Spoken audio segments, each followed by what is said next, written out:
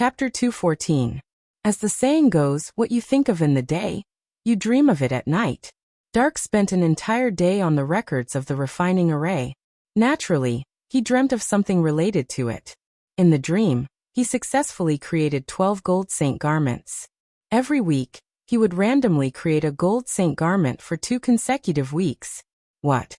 There were 14 days in 2 weeks, but there were only 12 saint garments? Wasn't it common knowledge that there were 14 gold saint garments out of 12? Wouldn't it be great if he could create a great sin equipment after collecting all the gold saint garments? Then what 12 gold saint garments? What Valkyrie? No, he had to give Ibuchan a small dress first. Other people's familiars have small dresses, so do our phantasmal beasts. Bang. Remember the website, MVIPCanshu. VIP Ibuchan, who was forced to put on a small dress, kicked him in the face. Dark suddenly woke up from his stupor amidst the loud explosion. The moment he turned his head, an unbelievable scene appeared in front of him. There was a huge hole in the side of the dragon's nest mirror room. GG. A few minutes ago, Vlad had been gathering his emotions outside the secret room for 3 whole minutes before he slapped the wall with his palm.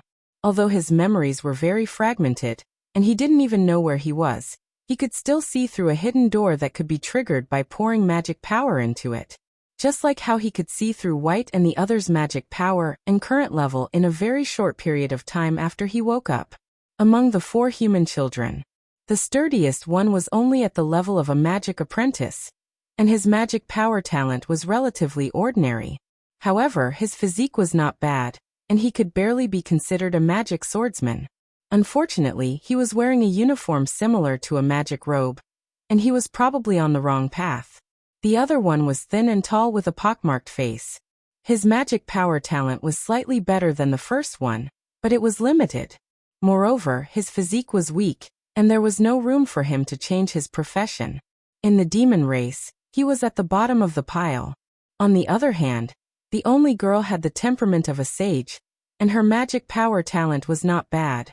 Unfortunately, she was born a human, and her magic power was limited. At best, she could become an elite human mage in the future. What surprised Vlad the most was that the black-haired youth actually had a magical talent that was not inferior to a high-level demon. This made him immediately want to take him as a blood slave. Of course, that was after he had enjoyed himself to his heart's content. As the palm covered in magic power slammed against the wall, the entrance to the secret passage suddenly opened. Vlad sneered and lowered his head as he prepared to enter. However, as soon as he lowered his head, the sound of thunder suddenly exploded. An electric eel with flashes of lightning burrowed out of it, and swallowed Vlad's head in one gulp. Vlad raised his head abruptly and raised his hands almost instantly. Before the electric eel could swallow him whole, he grabbed its jaws. White. Betty's screams rose into the air. Here. White abruptly responded, and a snow-white giant python abruptly drilled out of the card. The narrow secret room could not accommodate such a huge radiant python at all. Other than White, everyone else was pressed against the walls. White held the magic card in her hand, and watched as the radiant python's upper body appeared in the light. Then, she charged out of the secret room and knocked Vlad, who was blocking the entrance, flying out. Together with the electric eel, which was only slightly smaller than the radiant python, it crashed into the opposite wall. Boom. A loud sound rang out. White suddenly roared, "Holy light!" Holy white light burst out of the radiant python's mouth, burning the vampire's skin like a raging flame. Light and darkness restrained each other, and Vlad felt the first pain after his resurrection. But this was only the beginning. Seeing that Vlad's body was weakening, Betty immediately activated a magic card she had prepared beforehand. Thunder Liquid Bomb. Magic cards could be divided into 2 types. One was activated by the Magus, and the other was attached to the magic fairy, and released in the form of a sure-kill skill. Betty's magic card belonged to the latter. The Grade 7 Water/Lightning dual-element white card, the giant Canaan eel, finally had the means to unleash its lightning energy with the help of Thunder Liquid Bomb. Its upper and lower jaws were still firmly held by Vlad, but thunder liquid flowed out of its throat and poured over Vlad's head. Then more thunder liquid condensed into a ball in its mouth, and the crackling sound of thunder and lightning could be heard incessantly. After the giant Canaan eel gathered its energy in an extremely short amount of time, the ball of thunder liquid that seemed like it could explode at any time smashed into Vlad's head. Boom! The explosion at such a close distance blew the giant Canaan eel's head off. The magic fairy card in Betty's hand dimmed in an instant. White's radiant python was not spared either. But if it could kill Vlad at such a price, then it would be a stroke of luck. The four of them stared with wide eyes at the vampire surrounded by the thunder liquid.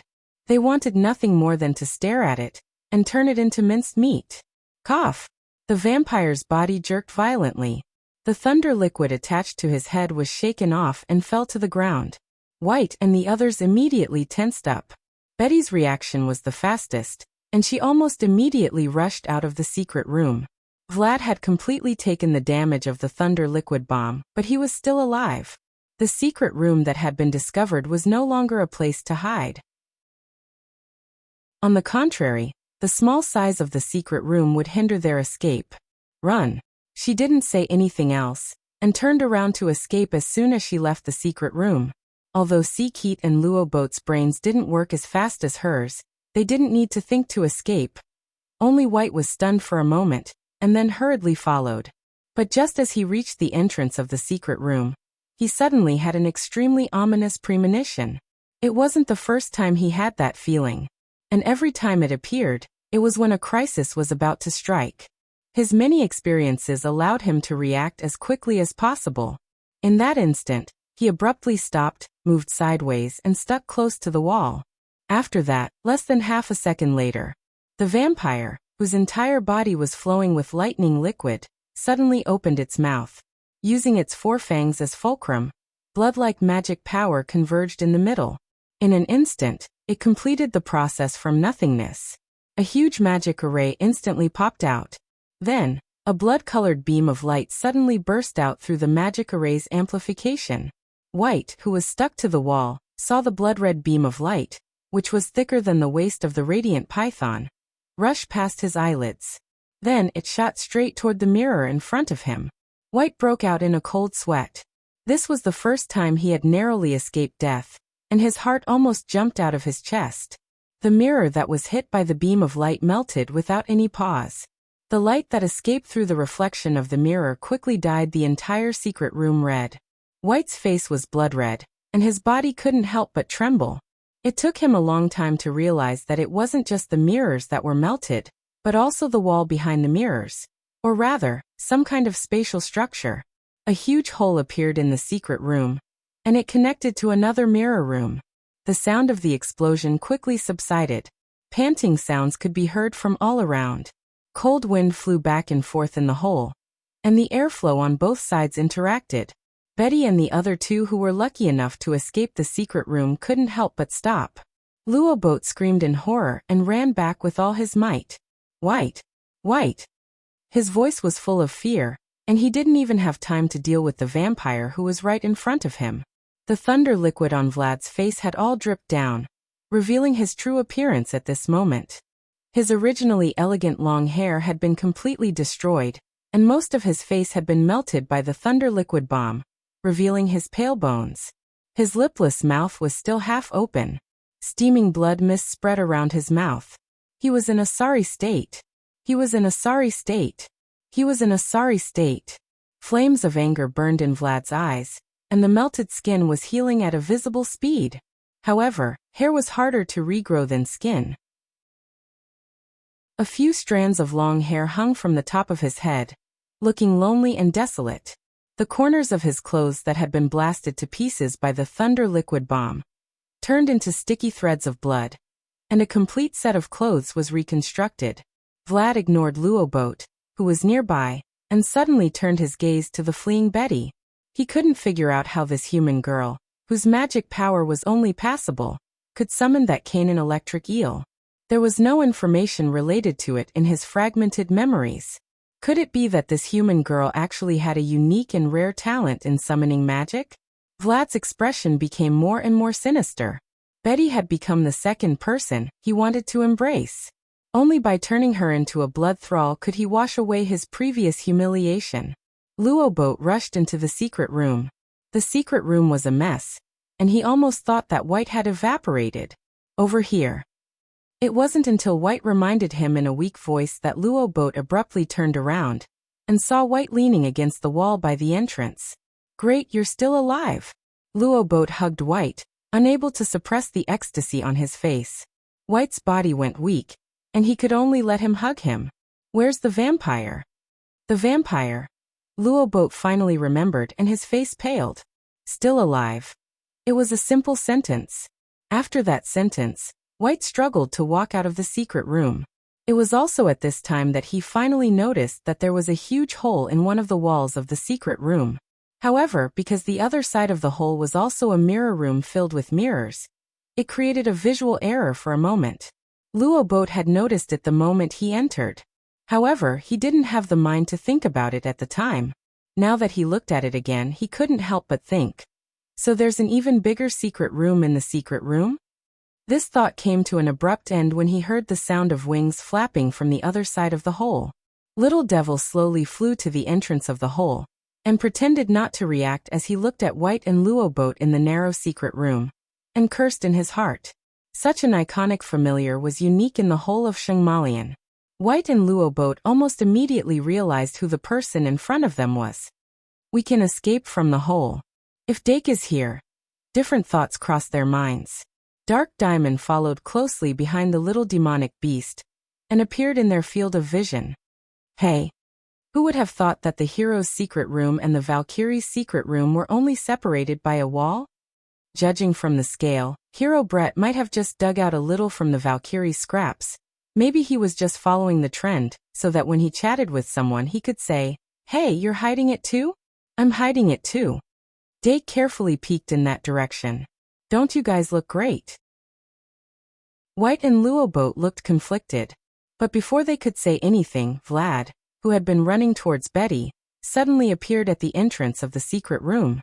His body was covered in scars, and the color difference between the old and new skin made his face look like it was sewn together from rags. Vlad's eyes were sharp, and the new human child in front of him gave him an indescribable feeling. It was an uncontrollable feeling that could only be detected by high-ranking demons. It was so strong that when he smelled Dake's scent, he suppressed the humiliation in his heart and put punishing Betty second. But he couldn't tell what that feeling was. In short, it was very faint and very strange. It made him uneasy. White and Luo Boat were frightened by Vlad's sudden appearance and couldn't help but move towards Dake. Vlad didn't react to their actions. Dake, however, hesitated. A vampire? Because it didn't look like cosplay, Dake couldn't help but tense up. Perhaps they thought that Vlad would harm White and Luo Boat. Betty, who didn't know that she had just escaped, launched a sneak attack in order to give them a chance to escape. Skunk bullet. A brown bullet rolled to Vlad's feet and suddenly exploded. The smoke from the bullet instantly spread out, and a fatal stench burst out. This was a skill released by a mere 2-star magic fairy, but it had an unexpected effect. Vlad screamed in the smoke. White mustered the last of her strength at the critical moment and dragged her weak legs into the huge cave. Luo Boat was a bit slower, but he caught up first. He grabbed Vlad's arm and dashed forward. The narrow secret room was crossed in an instant. Dake, who was on the opposite side, immediately moved to the side, allowing the two to escape through the huge cave. A vampire? Dake asked again. A vampire. Luo Boat hurriedly replied. The last trace of sleepiness in Dake's eyes suddenly disappeared. At this time, there was no point in thinking about why a vampire would appear in the secret passage. Since even the Minotaurus could appear out of thin air, one more vampire wouldn't be a big deal. Prepare for battle. 2 in 1, for 1,000 words. Oh, I made it. I gave myself a monthly ticket before 6 o'clock to encourage myself. There's a gold and silver treasure chest between 18 and 20 o'clock tonight. There's a high chance of drawing cat biscuits from the silver one. Chapter 215. Seeing that White and Luo Boat had already escaped behind him, Dake immediately asked, "What is it? Level, strength, ability?" It took White half a second to react. She hurriedly said, "3rd tier, very strong, can shoot magic light cannons, high-speed regeneration." Dake's eyelids twitched. 3rd tier means at least 7-star. It has long-range skills, which means it's not a blank slate. And high-speed regeneration. Is it an orthodox high-level demon? Vampires might not be as powerful as demonic dragons, but they were often more difficult to deal with than demonic dragons. They were often more agile and unpredictable. Simply put, the rolling tactic was very difficult to use. It's decided then, kettle. In short, the all-powerful kettle. Although Huahu was not big in size, it still looked imposing as it blocked the hole. When there was nothing to do, its back was always reassuring. Dake quickly said, "There's only one way out from here. If you go straight out, you'll reach the outside of the cave. But this dragon's cave is in a basin. If you want to go up, you'll have to climb." Dragon's cave? Luoboat's voice suddenly changed. Dake was already fully focused. The timing of the vampires being disrupted by the skunk bomb was very precious, and it was obvious that there was someone else outside the secret room. Although he didn't know who it was, it seemed more reliable than Luoboat. In short, he had to buy as much time as possible. After the cooldown ended, Dake quickly summoned a second magic guide sprite. Fantasy beast, polymorph. He had a feeling that the polymorph's transformation skill would be the core of this battle.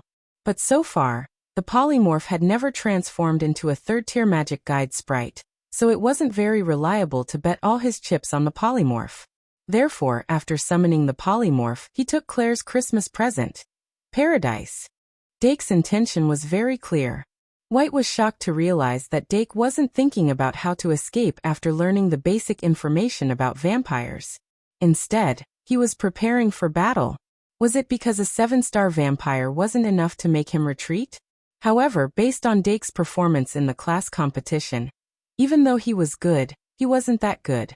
Unless he had made a huge improvement in the short period of time after the class competition. Thinking of this, White felt a little relieved, but at the same time, he felt a ton of pressure. He clenched his fist and took out his final trump card, Taboo Love.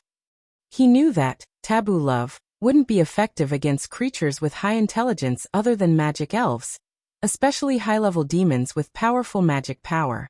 But if he could be of any use to the vampires at a critical moment, he would feel a little more at ease.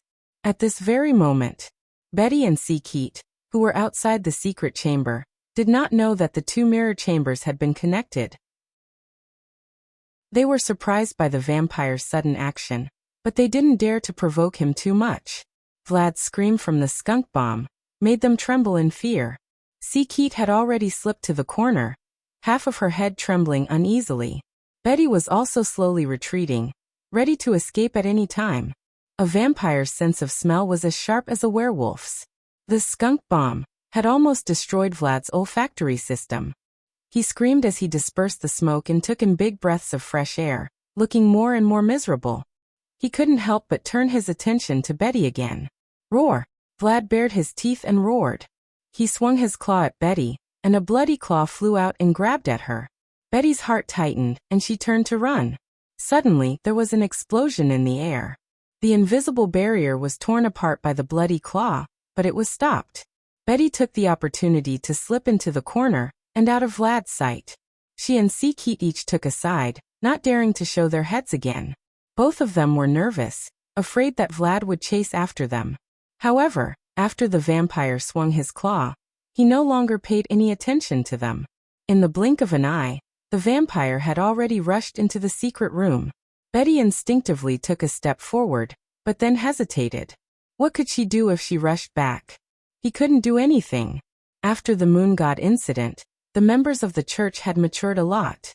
Their personality flaws might not have changed, but they thought about things on a different level.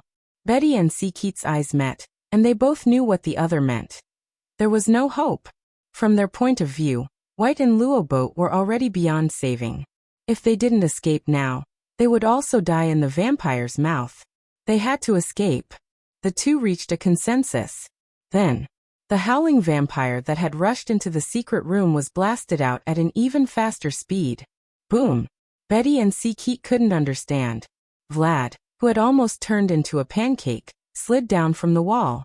He supported his body with his feet, and held his forehead with his hand. He felt that his brain was swollen, and he couldn't understand. What had just happened? A tortoise-like mollusk had punched him in the face?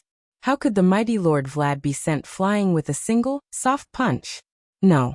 It seemed that at the moment of contact with the fist, something had flowed out of his body, causing him to be weak for a moment. The mollusk seized that moment of weakness and gave him a head-on blow.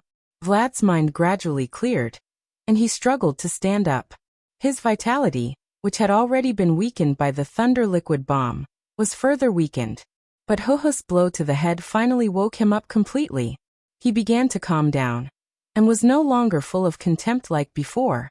However, at this moment, the entire world underwent a drastic change.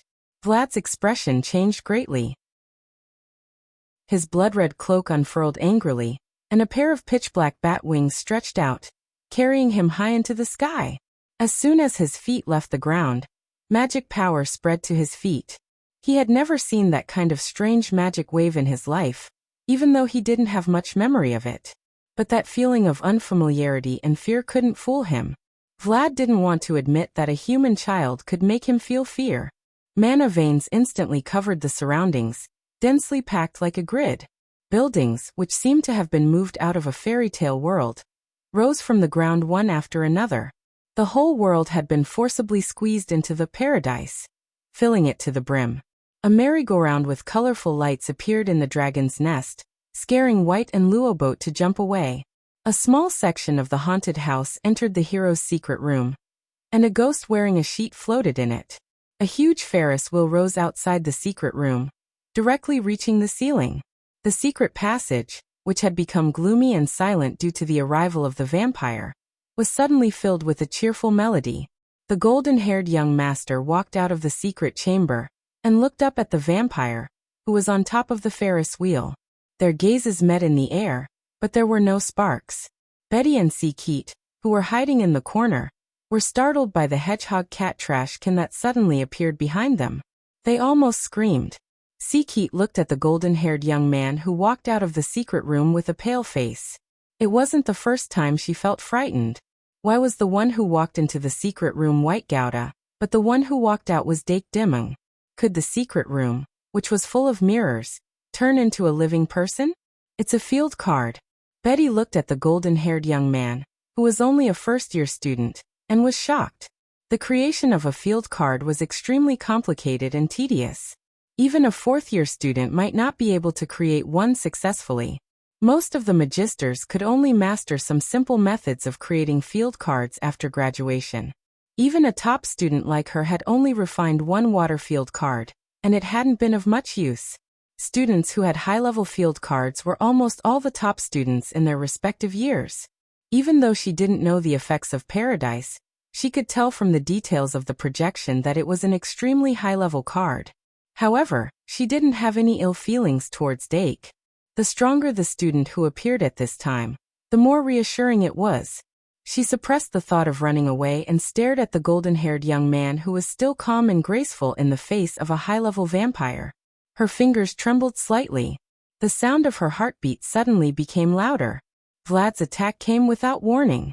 The field card hadn't fully opened yet, and he attacked in an instant. Bright red liquid flowed out from his cloak and climbed up his arm. He clenched his fist slightly, and the bright red liquid turned into a blood-red rapier. He flapped his bat-like wings, and his body swooped down. In the blink of an eye, Vlad's body was already within 3 meters of Dake. His arm and rapier moved forward, and the sharp wind from the rapier almost pierced Dake's forehead. Dake's bangs flew upwards, and his eyes were stimulated by the strong wind, and he couldn't help but squint. Careful! The frightened voices of the young boys and girls came from all directions. Vlad's expression suddenly changed, and he froze in midair, his rapier still in a downward posture. A pale hand grabbed the blade of the rapier, and with a little force, it bent back. Vlad's expression was one of struggle, and he finally couldn't help but abandon the rapier and retreat. No matter how big his heart was, he couldn't remain indifferent after seeing his other self walk out from behind the human youth. Strange. He felt extremely uncomfortable from the moment the human youth appeared. Now he was so frightened that his scalp was numb. They hadn't even clashed yet, but his aura had already hit rock bottom. After he retreated, his back was pressed against the ceiling, and the bloody light in his eyes flickered uncertainly. Saliva flowed down his throat, causing his Adam's apple to undulate. He swallowed his saliva and bared his fangs. He finally squeezed out a hoarse voice from between his teeth. Who are you? A 3,000-word chapter. Where's the treasure chest? Maybe he was stood up. Chapter 216. Who am I? I'm just a student with a bad temper after waking up.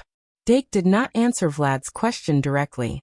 The success of the multiform monster's transformation was beyond his expectations. He injected his magic power into Fantasy Beast, ever-changing monster, and soon received feedback on the information. Card name, Fantasy Beast Multiform Monster. Type, Fairy Card Level, ********. Race, Fiend Website. https://m. Vipkanchu. VIP Attribute, Dark, Magic Power, 600 Attack. Plus 200 Defense. Plus 200, Ultimate Skill. None. Obviously, this was not a normal transformation. The multiform monster's transformation had always had two modes. One was a normal shape change. The other was the transformation skill. The former could freely transform into other objects with information stored in its memory. However, it would only change its appearance, and the transformation would often be incomplete. The latter could copy part of the opponent's data to increase its attack, defense, and skills. However, it could only be used on the magic fairy and could not be higher than its own level. In the beginning, Dake only wanted to transform it into Vlad's appearance, and then use some small tricks to increase its ability. He wanted to interfere with Vlad's mind and suppress him on a tactical level. Therefore, he had to appear confident and calm in order to fool Vlad. However, after the transformation, the multiform monster's magic circulation had a problem. Originally, the magic fairy in his hand had its information recorded in Paradise. Once it opened up, it could form an energy cycle with Paradise and the other magic fairies in Paradise. The more magic fairies there were, the greater the energy cycle, and the more benefits it would have.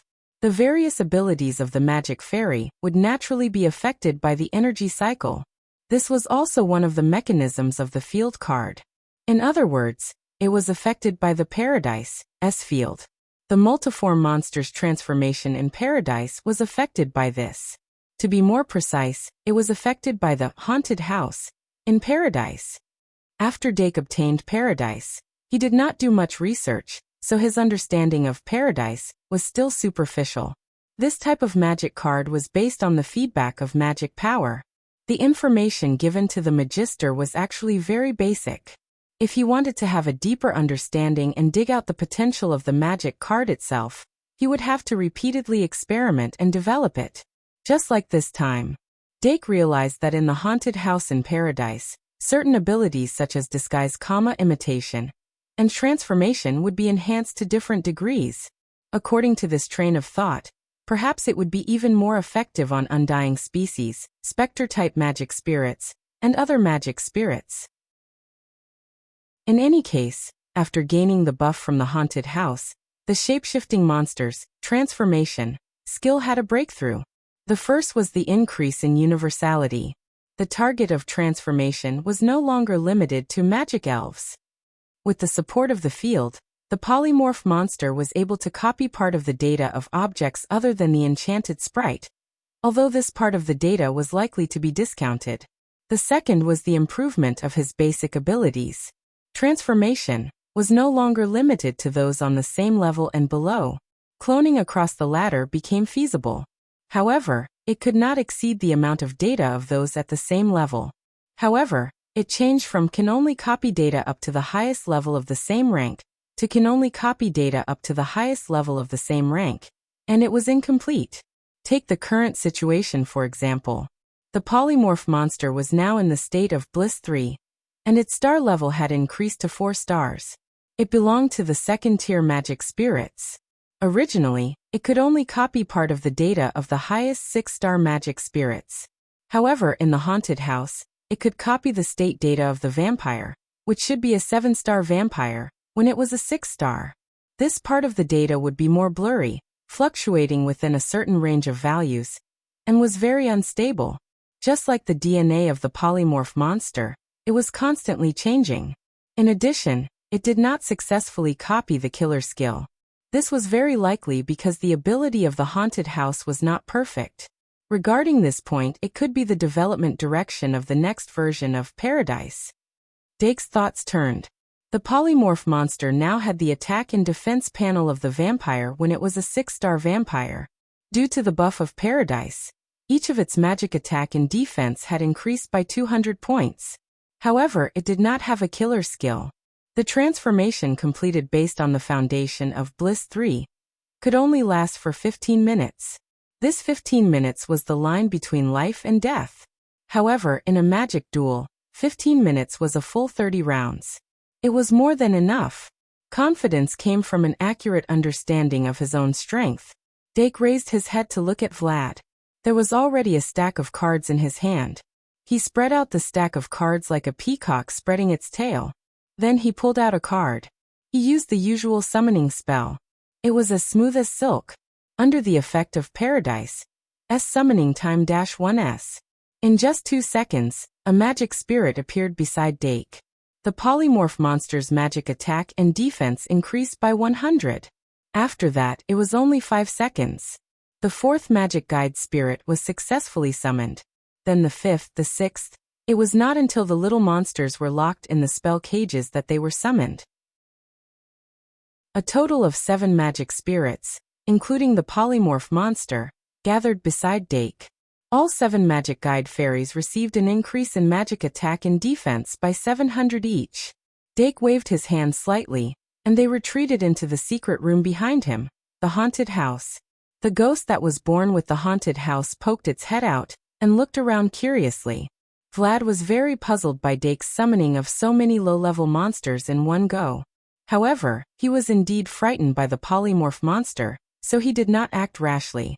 Little did he know that in this short period of time, the polymorph monster's magic had increased to 1100 points, and its attack and defense panel had very likely surpassed his. As the saying went, if one step was slow, every step would be slow. He had completely lost all opportunities. The next one to blow the horn to attack would definitely not be him. Hurry, hurry. From the mouth of the polymorph monster, vampire transformation, came the polymorph monster's cry. Dake's expression froze and he shouted, "Go!" The polymorph monster, who was already eager to give it a try, suddenly exerted strength in its legs and suddenly exploded. Its entire body turned into a red arrow and shot toward the vampire on the ceiling.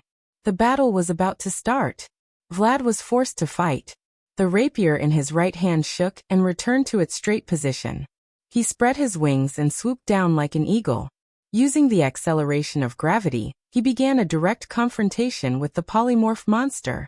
The moment they exchanged blows, Vlad's rapier was firmly grasped by the polymorph monster's left hand. The polymorph monster grabbed the rapier and pulled it back, instantly pulling Vlad's body close.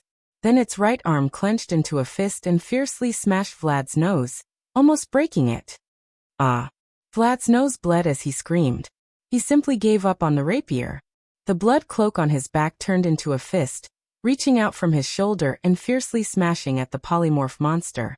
However, the polymorph monster clearly had the upper hand in terms of speed. While it dodged to the side, it even threw a punch at Vlad's face. Boom!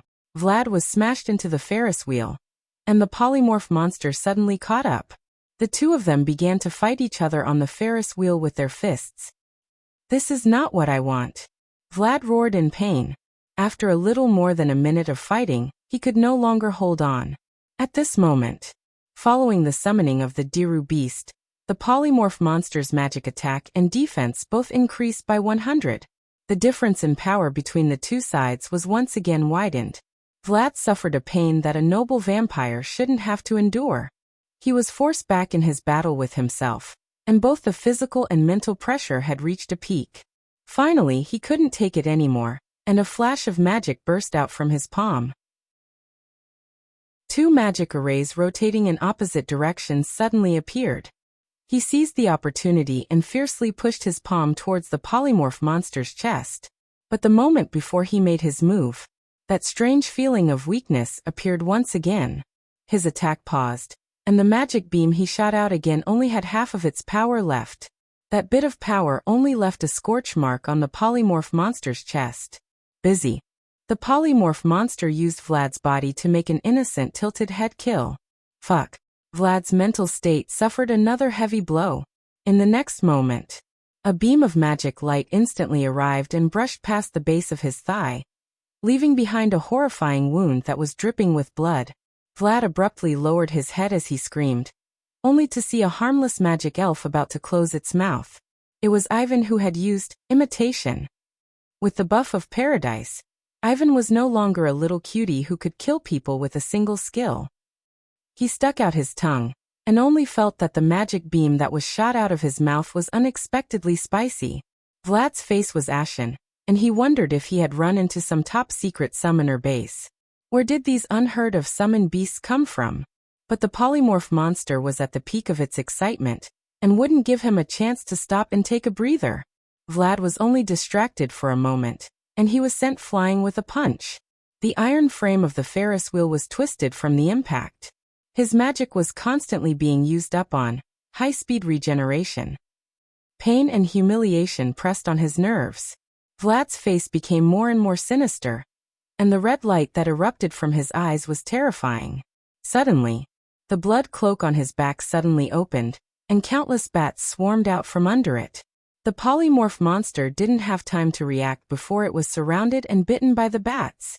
Vlad then revealed a sinister smile. After these 2 minutes of fighting, he was sure that he had found the polymorph monster's weakness. At best, it's a human-summoned beast, and even its flaws are exactly the same. Vlad, who had climbed up from the Ferris wheel, took a deep breath. The bats that were transformed from his true form had fangs comparable to vampires, and even the toughest skin couldn't stop the bats from biting. The hormones injected through the fangs would paralyze the prey's nerves. Not only could they absorb blood, they could also absorb magic. The polymorph monster only had 1,200 magic points, and it had already used up more than half in the fight just now. Now that it was surrounded and absorbed by hundreds of bats, it wouldn't be long before it was sucked dry. Little fiend monster. Dake called out softly. The little fiend monster, who had been waiting for a long time, suddenly became spirited. Then, a dark golden beam of light shone into its forehead. The little fiend monster, who had turned from 1 star to 2 stars, immediately opened its eyes wide. Demon hypnosis. A light wave with a hypnotic effect was instantly emitted. Vlad suddenly lowered his head. At first, he thought that it was some terrifying and strange magic, but after being hypnotized, he only felt a trace of sleepiness and couldn't help but yawn. He couldn't help but laugh at the slight effect. Then his eyes suddenly widened, and he saw those bat clones falling down like dumplings. Heartsuit, heartsuit.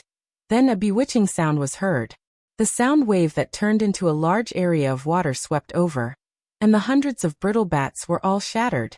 There were traces of blood left on the ground. Hurry, hurry. The polymorph monster that had escaped let out an angry cry, but a snow-white and petite figure suddenly swept past it. Cat fist. The claws that had copied the golden sword lion's data instantly tore Vlad's chest apart. The remnant light energy burned the wound that was so deep that the bone could be seen. The dilute beast's attack value had been stacked to 3,200. Perhaps it was slightly weaker than Vlad at his peak, but it wasn't difficult to deal with the injured and exhausted Vlad. It flashed around on the Ferris wheel, showing its ruthless killer side. Vlad didn't even have time to think before he was forced to flee by the light element's natural enemy. After a few minutes of fleeing, he suddenly discovered that the hateful white cat's power had increased dramatically. What the hell is going on? He couldn't understand. Vlad crazily roared in his heart. For the first time, he felt fear toward a human magician. The milk jug that had just been summoned passed its milk to the polymorph monster that was already showing signs of exhaustion. The polymorph monster immediately looked as if it had received a treasure. It raised its head and drank. Immediately, a strong vitality flowed into its limbs and bones, and the magic that had been depleted by more than half was almost fully recovered. It excitedly cried out a few times to express its gratitude, then spread its wings and once again shot toward the panicked Vlad. Poor Vlad. It was already difficult to deal with one magic guide fairy, and now it was even more difficult to deal with two. If it was a magic guide fairy, It would have most likely died by now due to exhaustion of magic. As a high-level vampire, its terrifying vitality still played a role. Even if he was beaten into a sorry state, he was still alive. But being alive now didn't mean that he would be alive in the future. Vlad felt the threat of death was already in front of his eyes. The scythe of the Grim Reaper was almost at his neck. From the arrogance when he first appeared to the fear now. Only a short period of time had passed, but Vlad's view of the world had already been turned upside down. He desperately held on, his spirit stretched to the limit, his brain abnormally active. I don't want to die. But how can I not die? Vlad suddenly burst out with a terrifying magic wave, and a line of blood shot out from his fingers like a blade that tore through the void. The Dilu beast and the polymorph monster were instantly forced back. Vlad's eyes focused and his feet kicked back. Boom! A loud explosion. The vampire that had spread its wings and was surrounded by the line of blood shot toward the blonde youth on the ground like a missile. 2 in 1 4,200 words. Giving away a few hundred words every day for free, what a loss. Monthly votes, monthly votes, monthly votes. For all O+. Chapter 217. Archmages were still a magic profession. Archmages like the Valkyrie were still a minority. Vlad wasn't wrong to view them as summoners. It was just a summoner. Just a part of a magus. If one really treated archmages as summoners, then the end result would often be fatal. Many demons had made this mistake in the early days of the rise of the archmages, and had paid a huge price for it. Vlad's diving speed was undeniably fast. Decapitation was also very effective against a summoner. Under normal circumstances, a summoner's weak physique wouldn't be able to dodge this sudden attack at all. Vlad pointed a finger at Dake, before he even touched him. Remember the URL. VIP, can't you? VIP. The line of blood that shot out from his fingertip wrapped around his body. At this moment, with his fingertip as the point, it instantly shot towards the golden-haired youth on the ground. If this attack hit, the blade-like threads of blood would shred the youth to pieces in the blink of an eye. But Dake wasn't someone who would get carried away at a time like this. Since he was standing right under a vampire's nose, he was naturally prepared to deal with a surprise attack at any moment. In the nick of time, Dake's figure suddenly disappeared from Vlad's sight. The fatal threads of blood pierced through the air and shot into the ground. Vlad's expression changed drastically. He turned his head in the direction of the smell and saw the blonde youth appear in the open space 3 meters away. Dake, who had used the blink charm to dodge this fatal attack, looked coldly at Vlad, who had been brought to a sudden stop in front of the secret room. Snap! He snapped his fingers. The Hawkman hiding in the secret room, haunted house, immediately used his one and only killing move, Feather Dance. Just a flap of his wings and a large amount of feathers flew out, surrounding Vlad in a gust of wind. Moo! The milkkin curled into a ball as he charged, a metallic luster appearing on the surface of his body. He relied solely on the defense of the rounding charm to roll forward and crash into Vlad. The moment Vlad landed on the ground, he had wanted to continue with his decapitation strategy, but his vision was interrupted by Feather Dance. Then he was hit by the milk can, and his entire plan was ruined. He was forced to turn toward the milk jug. He manipulated the blood threads to entangle it, and threw another punch. Bang! This punch was so powerful that it sent the milk jug flying back into the secret chamber. However, Vlad felt a sharp pain in his finger after the punch. It was as if he had punched a steel plate, and the bones in his finger were about to break. He endured the pain and suddenly turned around, only to discover that the 2 magic guiding fairies he had forced away had already landed on the ground. The Diru beast's eyes were filled with anger. It was extremely angry that Vlad had bypassed it to attack its master. As soon as it landed on the ground, it charged forward and aimed a furious cat fist at Vlad's chin. If Bloodcloak hadn't blocked it in time, Vlad's jaw would have been crushed. The multiform monster didn't think so much. It followed closely behind the Diru beast and joined forces with the Diru beast to suppress the vampire. Therefore, the battle shifted from the sky to the ground. However, the battle situation did not change at all. Vlad retreated step by step. It was only a matter of time before he was defeated. At this time, Betty and Sikit, who had witnessed the whole process of Dake being ambushed, let out a sigh of relief.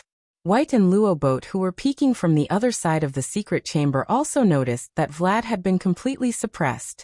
The two of them felt relieved and shocked at the same time. Not to mention the magic guiding fairy that could transform. Dake's Diru beast had also appeared in the class competition.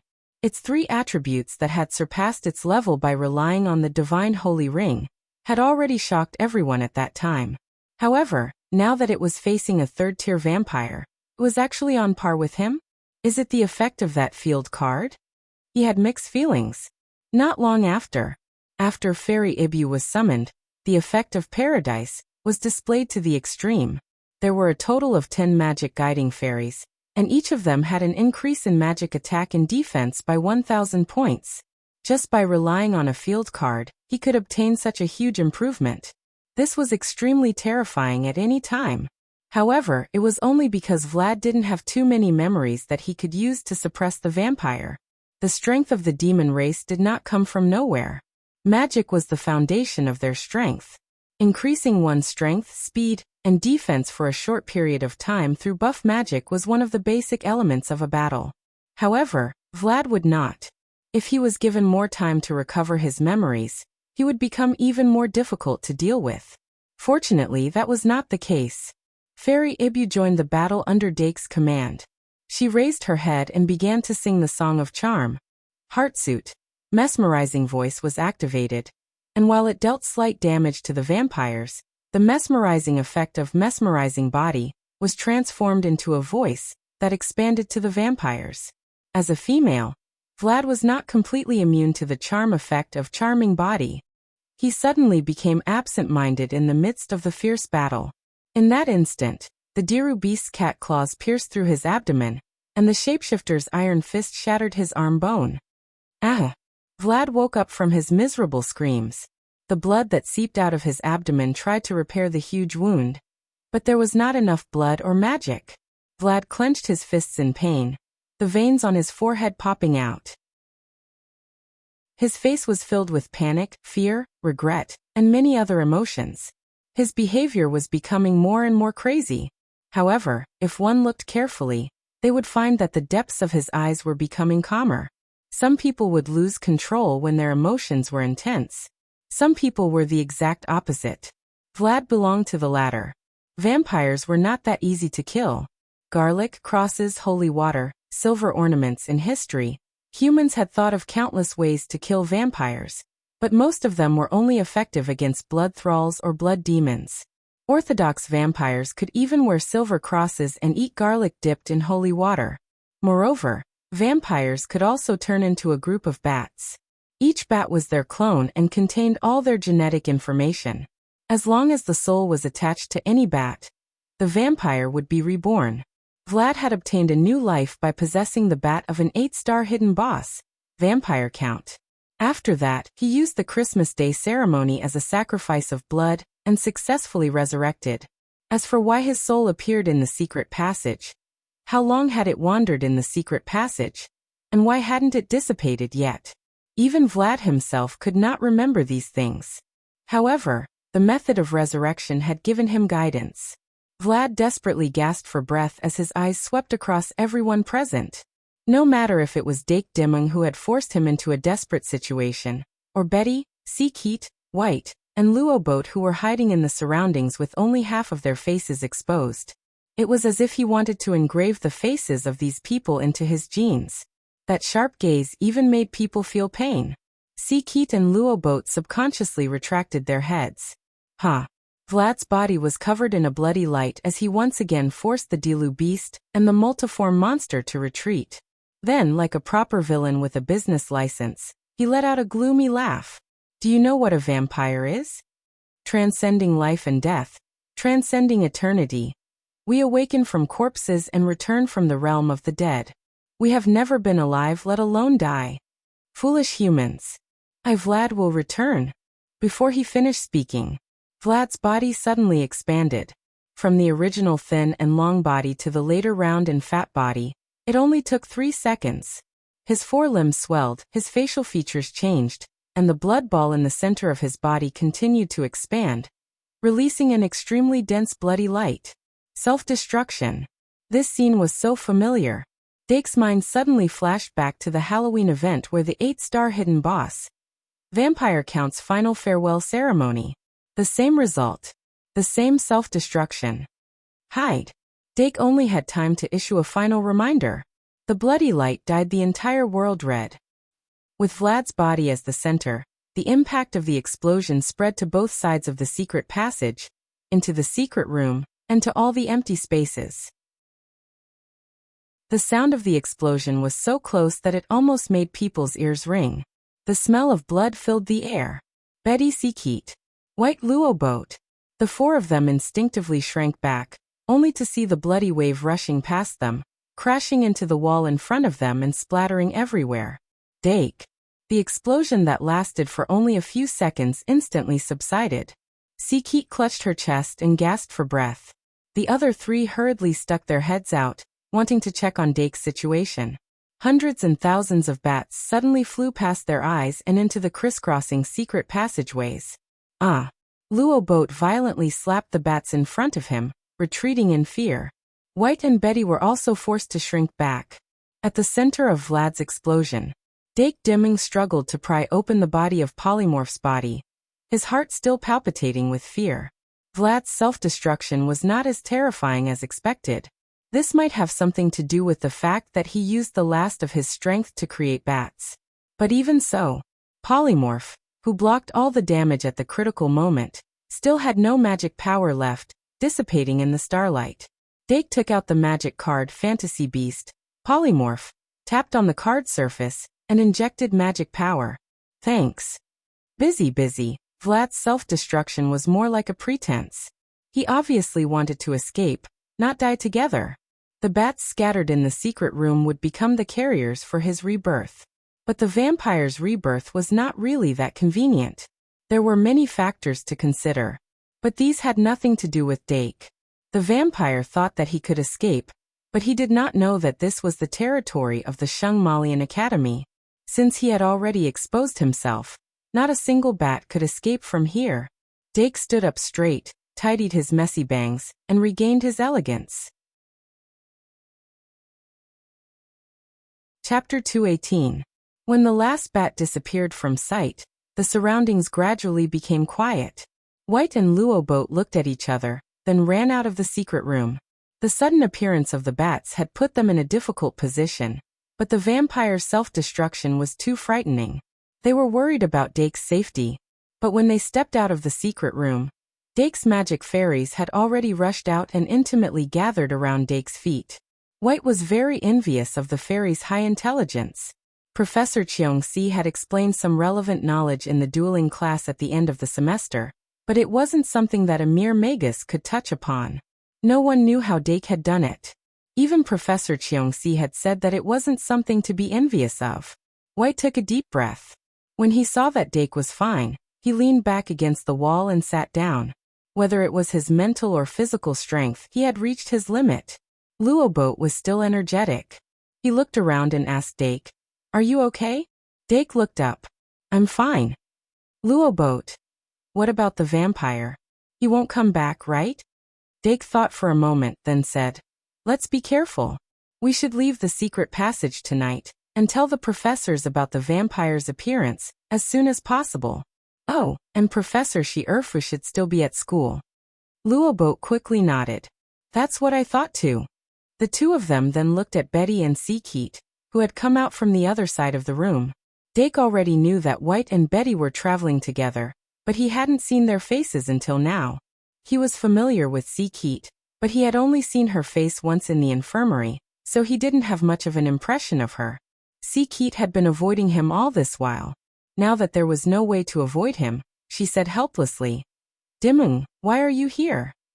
Dake narrowed his eyes and thought of the mirror in the small secret room. He had an idea. Maybe we entered the secret passage for the same reason. Seakeet asked in surprise, "You have a treasure map too?" Dake turned to Betty and asked, "Who is this senior?" "Hello, I'm Betty Murray from the School of Sorcery.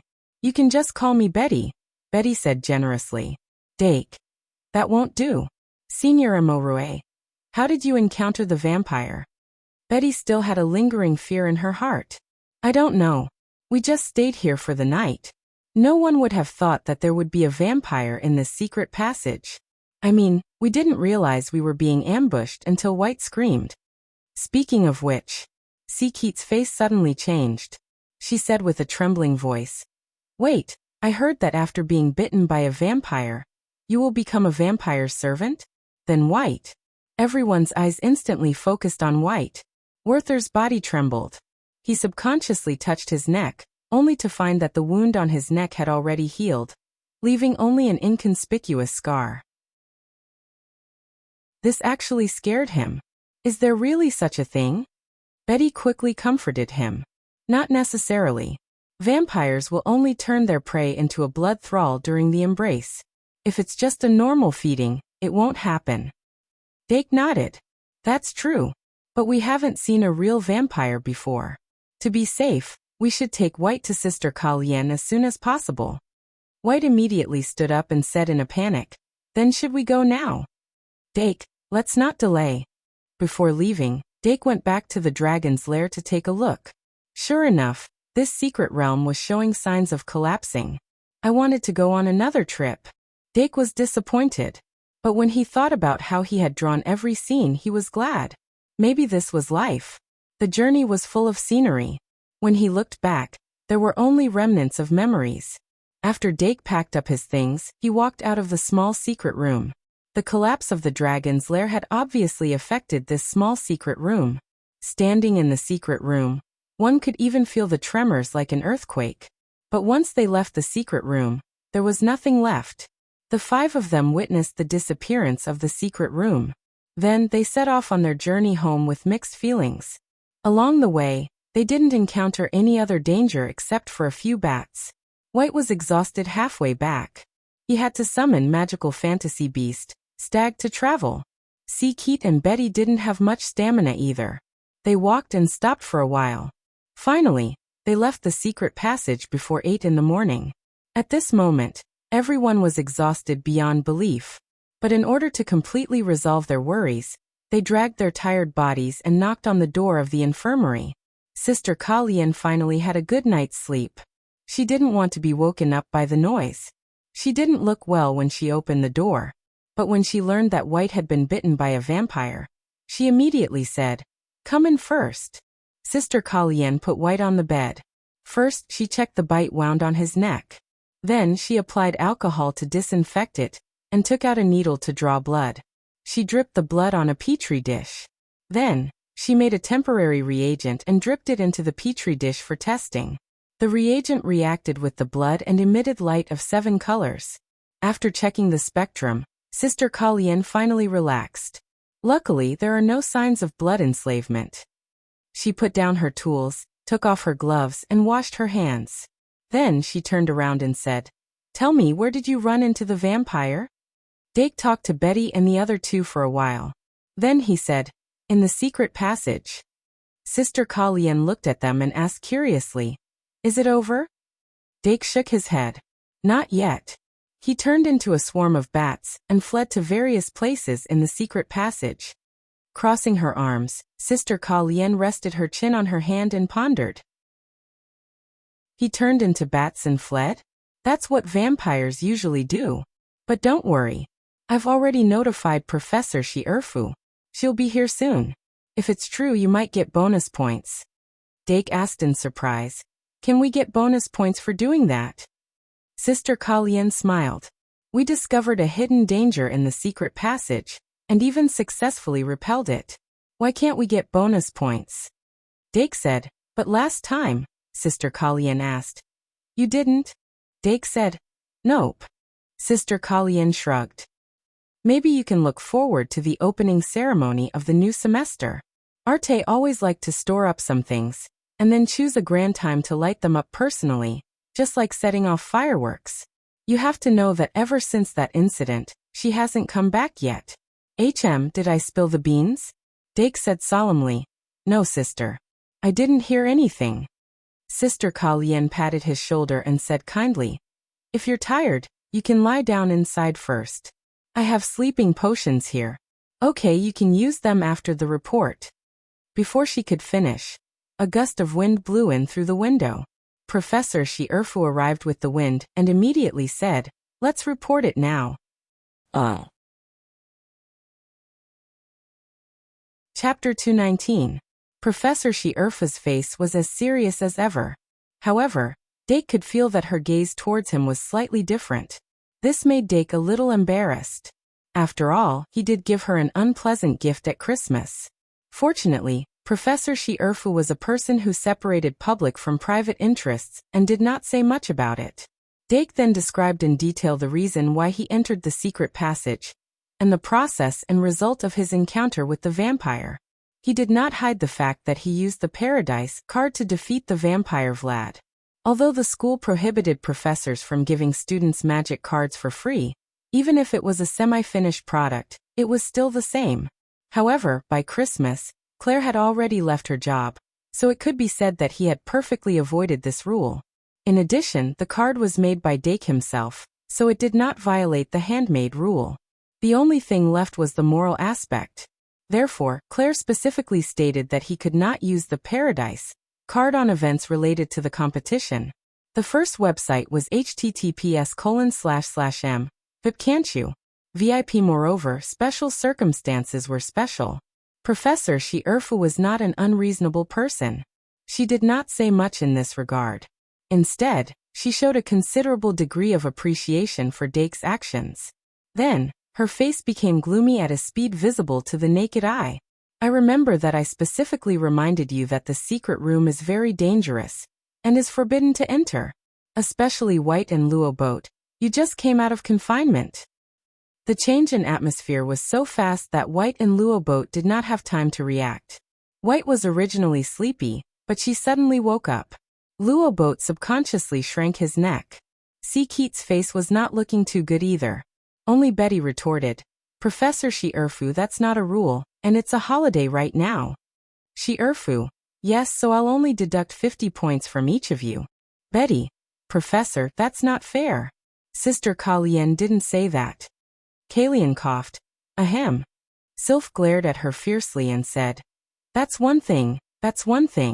In view of the fact that you discovered the vampires, you have indeed done a meritorious service. After I find out the truth, I will give you extra points as compensation. This matter can be considered cancelled out.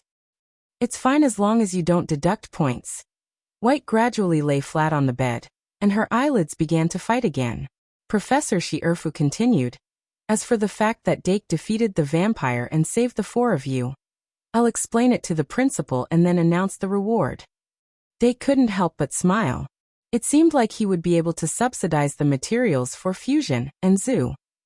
Professor Shierfu said, "You'd better rest well in the infirmary and let Sister Ka Lian check your physical condition. We will take care of the following matters properly." When Professor Shierfu disappeared into the wind again, Dake could not help but look envious. Whether it was the principal's teleportation-like entrance or Professor Shierfu's way of moving as wind, they were both very enviable. When would he be able to master a spell of the same level? As he thought about it, he suddenly felt tired after a sleepless night. Dake yawned, found a bed, and lay down. Soon he closed his eyes. Keat, Luo Boat, and Betty did the same. Soon they all fell asleep. Sister Ka Lian shook the sleeping potion in her hand and heated it up with magic power. The potion evaporated and helped Dake and the others fall into a deep sleep. Then, she carefully examined the five of them. After confirming that they had no internal or external injuries, she was finally relieved. They encountered vampires in the first grade and were not injured. I wonder if they were unlucky or lucky. She returned to her desk, sat down, and looked out of the window. This year's winter was particularly unusual. When Dake woke up, he realized that he had missed a lot of big news in the past few days while exploring the secret passage. He leaned on the bed, eating the dinner brought by the little demon beast while reading the 2 days of the Great Sage Daily. He could not help but sigh. It's Christmas indeed. Compared to the small fights in school, the outside world was much more lively. December 25th, midnight. While all the people in the kingdom were celebrating the arrival of Christmas, The Badia prison under the jurisdiction of the saint was attacked by a heretic group. In order to maintain stability, the saint did not release the news until the day after Christmas. Then, it was immediately condemned by the kingdom's famous officials. The saint claimed that the prison's defense was very strong, and that all the heretics who invaded the prison had been eliminated. No one survived. However, those who were not very fond of the saint took the opportunity to criticize them. They firmly believed that the saint must have concealed the news. Otherwise, they would not have released the news until 48 hours after the incident. The reason for blocking the news was to maintain stability. However, if all the heretics were eliminated, it would undoubtedly be an exciting event. It should be promoted as a festive event. Therefore, the saint must be lying about this matter. Such discussions became more and more intense, and the kingdom's newspapers were full of related speculations. The core reason for such an uproar was that most of the prisoners in the Badia prison were ferocious war criminals. There were even some demi-humans who had mixed blood with demons. Dake temporarily put down the newspaper and drank the last mouthful of soup. He then put the cutlery in the basket and let the little demon beast take it back. White and the others kept looking at him. It seemed that they also wanted to eat, but the little demon beast was only responsible for one person's meal, so he could only apologize. The appearance of vampires in the Shungmalian Academy's secret passage should have been a big deal, but now that the saint was in danger, it was already good that the Academy did not kick them when they were down. The saint probably could not even take care of themselves. The Sage Daily also mentioned that the kingdom had strongly intervened in this matter, and wanted to conduct a thorough investigation of the Badia prison. Of course, the Dove faction was involved. For a time, all kinds of rumors were spreading. Some prophets who wanted to see the world in chaos even crazily added drama to themselves. They said that the Demon King would be resurrected, causing panic among the people. Dake did not know the truth and did not want to make wild guesses. However, the prophets' predictions were not all sensationalism. The Demon King would be resurrected sooner or later, but in what form would he be resurrected in? Another half an hour passed. Sister Ka Lien returned from outside with news that was neither good nor bad. Professor Shi Erfu had always been swift and decisive. After leaving this morning, he immediately gathered the professors who were still in the school and conducted a thorough search of the secret passage. With the bat tracker made by Professor Kazair, they only took a day to kill all the bats in the secret passage. However, Vlad was not among the bats that were killed. This meant that there were two possibilities. 1. Vlad was not possessed. 2. Vlad was able to evade the professor's search after possessing a bat. The first possibility was more likely. The soul was a forbidden zone. Magisters were still very inexperienced in the study of souls. If Vlad was not possessed by a bat and continued to wander about as a soul, then it would be very difficult to find him. However, a soul could wander about in the mortal world for a maximum of 168 hours. Ordinary souls would dissipate within 24 hours. During this time, the soul would gradually weaken with the passage of time. Its self-awareness would also quickly disappear, and it would become a soulless ghost. If Vlad could not find a bat to possess within 168 hours, then he would not have the chance to be resurrected. However, this was only an inference under normal circumstances. Vlad's soul was not ordinary. The second possibility was almost zero. However, if it was in the secret passage, then perhaps there was a hidden place that even the professors could not find. In order to deal with this, the professors had sealed all the entrances and exits of the secret passage, and had stationed golems to guard them. Not long after Sister Ka Lien returned, Professor Shi Erfu's notice popped up in Dake and the others' academy cards.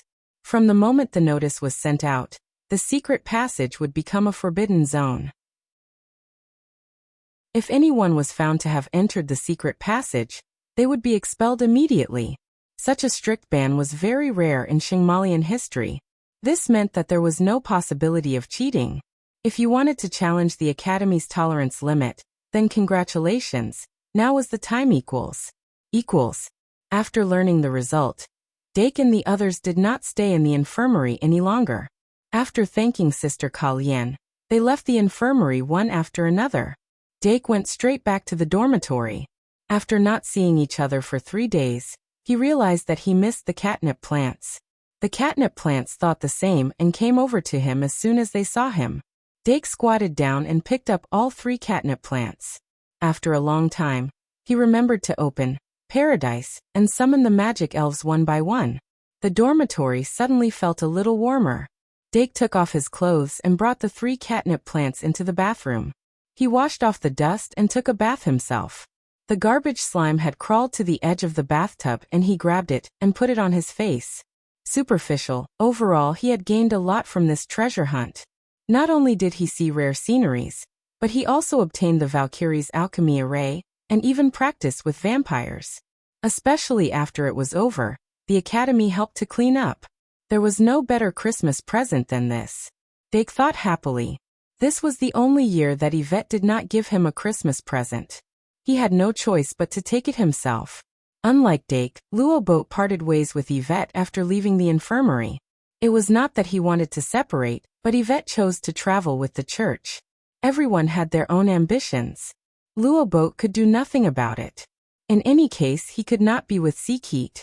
Earbook was born in a military family and had mixed in with a group of veterans since childhood. He had been taught to distinguish between kindness and hatred, to seek revenge, to do what should be done, and not to be so stubborn. It was just that since school started, he and Yvette had been inseparable. Now that they were going their separate ways, he felt a little lonely. He came to the Tower of the Knight Academy and nodded to the statue of the knight guarding the tower.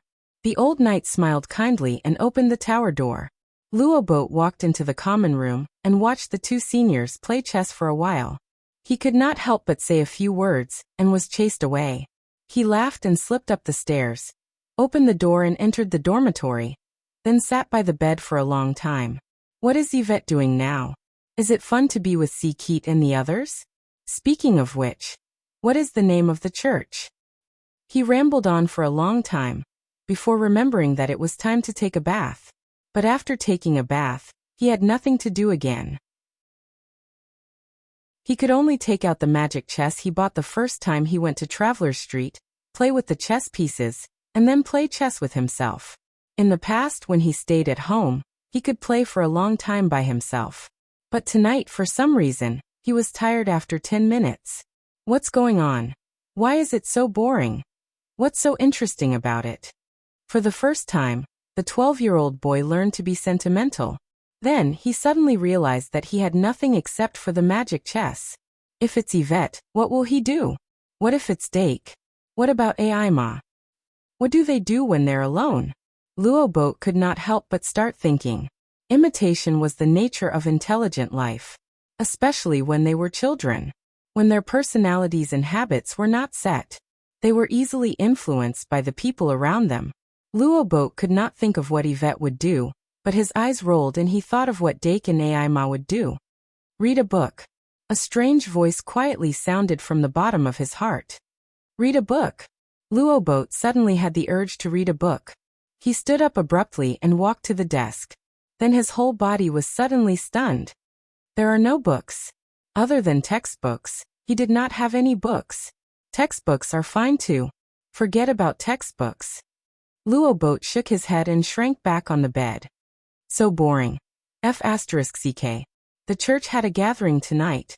There were 2 purposes for the gathering. One was because Yvette and the other 2 had just returned from the secret passage, and the other members of the church wanted to hear about their adventures. This kind of gathering together to listen to stories seemed very normal, but it was very rare for the members of the church. They also wanted to experience that feeling. The other purpose was to give the church a name. The new year was a new atmosphere. No one liked to stay in the dark all the time. The members of the church reached a consensus that they would change their appearance in the new year and walk on the stage as a society. In order to achieve their goal, they first needed a flag. Now they had this flag. Then they needed a name. Previously, although they all called themselves the Church of the Goddess, they had not officially named it. And that name could not be used anymore. There had to be a new name that could be recognized by the school. 2 in 1 4,000 words. 1 collecting the name of a church. 2 collecting the leather cover of white. 3 collecting the monthly votes. Chapter 220. Late at night. After Dake took care of everything, he got into bed, took the notebook beside the bed, and opened it on the blanket. Other than the Diru beast and the little fiend beast, the other magic guide fairies all came over. Even the cat grass squeezed to Dake's side with a curious expression. Dake started flipping from the beginning, and compared it with the treasure map in his hand, recalling the corresponding scenery of each landmark. Because it was just a sketch, many of the scenery that required color to be displayed seemed relatively ordinary. However, the magic guide fairies were at the stage where they were curious about everything, and they all looked at it with relish. Only the little fiend beast and the Diru beast, who had accompanied him along the way, stood on the top of the bird racking cabinet, looking down at the magic guide fairies who were crying out. Their eyes were filled with a sense of superiority. After flipping to the last map of the dragon cave, Dake looked at the magic guide fairies around him, and suddenly had the mood to tell a story. Thus, he took a pen and drew while telling a story. Remember the website, VIP can't you? VIP. He told some familiar fairy tales, mixed with a few educational fables. Gradually, Dake found that they were listening more and more seriously, even more seriously than when they were looking at the scenery. A thought quietly appeared in his mind. The next morning, Dake didn't know when he fell asleep. In short, when he woke up, he found that the bed was full of petite and cute magic guide fairies. Even the Diru beast, which occasionally looked very unsociable, was curled up beside him, looking very cute with its furry hair. Dake tried his best to get out of bed carefully. After washing up, he began to prepare for today's itinerary. There were still 3 days before the end of the holiday. In these 3 days, he didn't plan to do any more academic research. Fusion, zoo, and Arvet's refining array were all put aside for the time being. He still needed to confirm with the professors about the refining array. However, the professors were still busy with the vampires, so it wasn't the time. In short, everything would continue after school started. These 3 days were just right for him to relax. So, who's going out with me today? Dake sat down and said to his magic elf. Apart from the little fiend that was squatting on the bird stand with a smug look on its face, the rest of the 10 magic guide fairies were lined up in front of Dake, raising their heads in anticipation. Dake had given them a spot in the team, but they had to fight for it themselves. Hurry up. Multiform was the first to speak. However, it raised the trash slime above its head, indicating that it wanted to help its baby fight for the spot. But the trash slime slipped out of its hand like jelly. The multiform monster then covered his head and pretended that nothing had happened. Among Dake's magical spirits, Trash Slime was the only one that didn't have much self-awareness. Naturally, it was excluded from this competition. Among the remaining 8 magic guide fairies, the multiform monster expressed that it was not interested. Chio wanted to stay in the bathtub. Huhu was very confident in its movement speed, and wanted to sunbathe on the balcony. In the end, only 5 magic guide fairies were left. They were Ibu Hawkman Wrestling, Dilu Beast, Fairy Ibu and Big Milk Can. Squeak squeak squeak. Ibu was just about to raise its hand when it was lifted up by Fairy Ibu with its ribbon antennae. As Ibu's evolved form, Fairy Ibu undoubtedly had a strong deterrent force like a big sister in front of Ibu. Thus, the competitor -1. Yoshi. Seeing that there were fewer and fewer competitors, the Hawkman Wrestling immediately puffed up its chest and patted it hard, indicating that it had nothing but brute force. As long as it was brought along, it could take anything. Perhaps this was the confidence of a fight-type fairy. Unfortunately, before it could show its strength, 2 more ribbons hung down from the sky, one on the left and one on the right, wrapping around its wings and suddenly lifting it up. Lucy Yo. But the Hawkman Wrestling was not as powerless as Ibu. It immediately gathered its strength and struggled hard. For a moment, it was entangled with Fairy Ibu. On the other side, the Dilu Beast was still standing at the side with a cold expression. Big Milk Can looked around and suddenly found that there was no opponent. It happily went to Dake's feet, and raised its head to call out softly. The Dilu Beast looked at the shameless cow and the corner of its mouth twitched. Fairy Ibu saw that it had lost its position, and fiercely used its strength to throw the Hawkman Wrestling away. Then it jumped up and seized Dake's other knee. Dake rubbed the heads of the two magic guide fairies and revealed a helpless smile. Then we'll add one more person. Little evil magic beast, count the things that everyone wants to buy. 8 o'clock in the morning. Dake brought the little evil magic beast, big milk can, and Fairy Ibu into Traveler's Street. Because there were suddenly 9 more people in the dormitory, there were a lot of necessities that needed to be bought. He looked at the shopping list in his hand and prepared to go to the furniture store first. Traveler's Street still had the lingering charm of Christmas. Colorful lights and Christmas trees full of presents were everywhere. Little things that looked like coal balls were huddled in the corner of the street, shivering in the cold wind. Dake curiously walked over. Just the vibration of his footsteps woke them up, and they immediately dived into the sewers in a panic. Is this a dust fairy? Dake had seen a description of this mysterious animal in the book that Claire had specified. Secret records of birds and beasts, strange unknown ecology. However, it had appeared as food for the ash cat. Dust fairies, as the name implied, fed on dust and garbage. Every holiday, a large amount of garbage would appear on Traveler's Street. Someone would call these little things to clean the street. Carrot Omega Carrot. Fairy Ibu used a ribbon to wrap around Dake's arm, hinting that he should go. There weren't many furniture stores in Traveler's Street. The main reason was that the student dormitory's furniture was luxurious enough. Even if it was damaged, it could be replaced.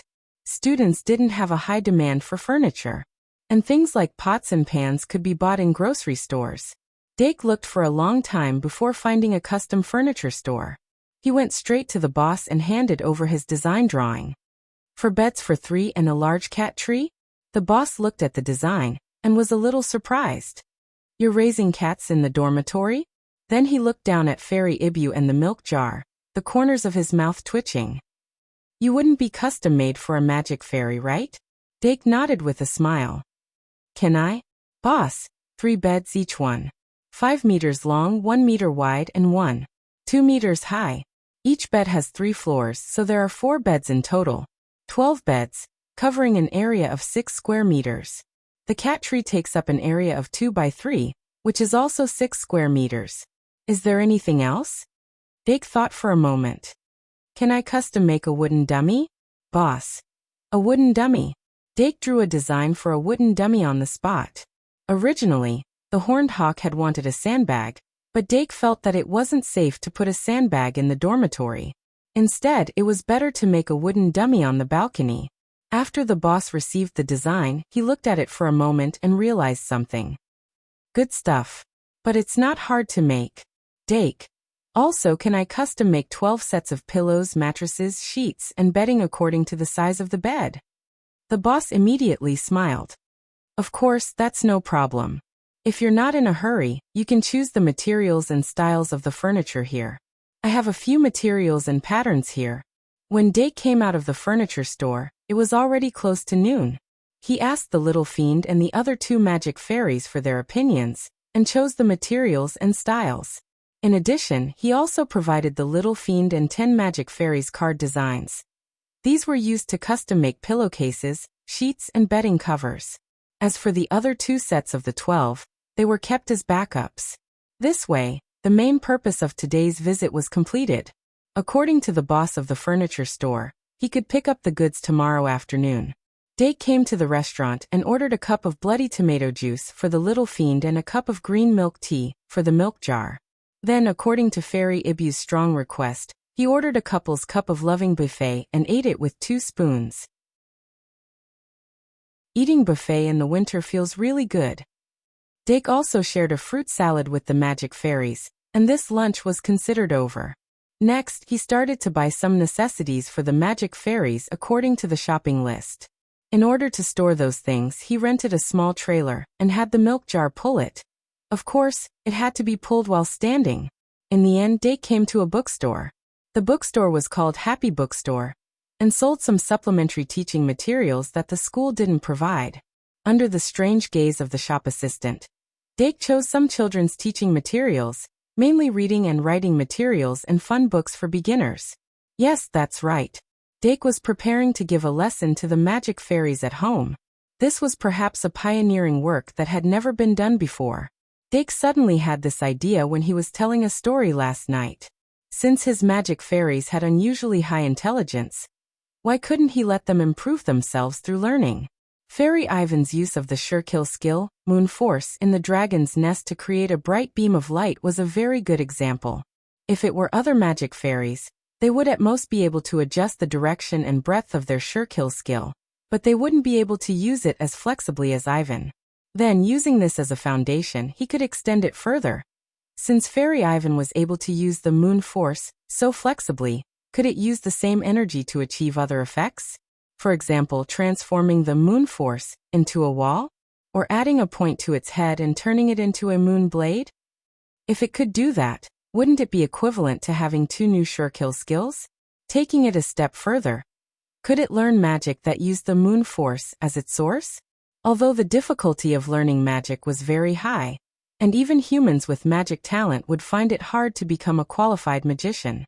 But if Fairy Ivan's intelligence wasn't inferior to humans, and they could use magic, then wouldn't it be possible to learn magic? Even if it was very difficult, as long as it was possible, it was worth trying. And if one wanted to learn magic, they had to first grasp the corresponding knowledge. In addition, even if it wasn't for the sake of increasing one's strength, it was purely from the perspective of nurturing a bond. Although Dake had paradise could only be opened in a fixed place. Even if a human were to stay in a small place, they would still get sick from holding it in. Magic fairies could sleep on their own within the magic card, but after being summoned, they could only sleep. But if the magic fairies had received basic education, they could read, and even play chess. Then their spiritual life would gradually become richer. Even if they stayed at home, they could still find fun. Dake had learned many things from Claire's lessons, but regarding how to nurture a bond with a magic fairy, he only had one word for it, and that was sincerity. Why was Deanna able to subconsciously nurture a bond with a magic fairy? It was because she liked bears from the bottom of her heart, and her love for those magic fairies wasn't mixed with the slightest bit of distracting thoughts. Only by treating a magic fairy with sincerity would the magic fairy treat you with sincerity. This was a natural process. Therefore, some magisters would deliberately create bonds in order to become stronger, but it would instead have the opposite effect. Dake's current situation was actually the same. The first thing he had to do was to adjust his mentality and dilute some of his utilitarian thoughts. 3 o'clock in the afternoon. Dake returned to the dormitory with big and small bags. The magic fairies that were originally bored to death in the dormitory suddenly became lively. The Diru beast jumped down from the top of the cabinet and appeared at the entrance. But in the end it didn't say the words, "Welcome home." With the help of the magic fairies, Dake put down all the big and small bags, and then according to the shopping list, distributed one item to each of the magic fairies. The sandbag that the Hawkman wanted was changed to a wooden dummy, and it would only arrive tomorrow. The shapeshifter wanted a small mirror, and Dake directly bought a set. The Chio-Chio sea lion wanted a bigger water basin, and Dake bought it a small air-cushioned swimming pool. The kettle wanted a teacup, and Dake bought a new tea set. As for Ivan, the Diru beast, the fairy Ivan, and the big milk jar, they all wanted a scarf. The little fiend personally helped to choose a scarf. Although its heart was bleeding at that time, it had no choice but to follow its master's task. Fortunately, after the task was completed, it received a new hat, which made it happy again. The weather in winter was getting colder and colder, and only a familiar like it who could go out often needed such a warm hat. Beautiful. The magic fairies received what they wanted, so they were naturally very excited. Dake waited until they calmed down, and then distributed the teaching materials and reading books to each of them. The magic fairies held the teaching materials with a stupefied expression, and looked at their master as if they were looking at an idiot. But they will soon find out who is the real idiot. For the rest of the holiday, apart from spending some time on the bed, the cat tree, and the wooden dummy, Dake spent most of his time teaching the magic fairies. Even the little fiend wasn't able to escape from Teacher Dake's teaching. Room 201 of the aristocrat house was miserable. 2-in-1/4/100. Chapter 221. Teaching people to read and write from zero was a very difficult task. Not to mention teaching magic elves. In order to better arouse the enthusiasm of the magic engineering fairies, stimulate their enthusiasm for learning, and comprehensively evaluate the learning state of the magic engineering fairies. Room 201 of the noble house's tower had specially set up a little red flower reward and punishment system. Through good grades, hard work, and obvious improvement, magic elves would be encouraged in the form of little red flowers to help them develop good learning habits. If their performance was bad, little red flowers would be deducted as a warning to others. At the same time, little red flowers were included in the internal currency system. Magic elves could use little red flowers to buy wishes. Whether it was material wishes or spiritual wishes, as long as enough little red flowers were paid, Dake would try his best to satisfy them. In the beginning, the magic elves might not take it seriously, but once someone started using little red flowers to make a wish and was satisfied, everything would change. Dake had a certain amount of expectations for this. 1 second to remember https://m. VIP can't you? VIP the night of the 31st of December.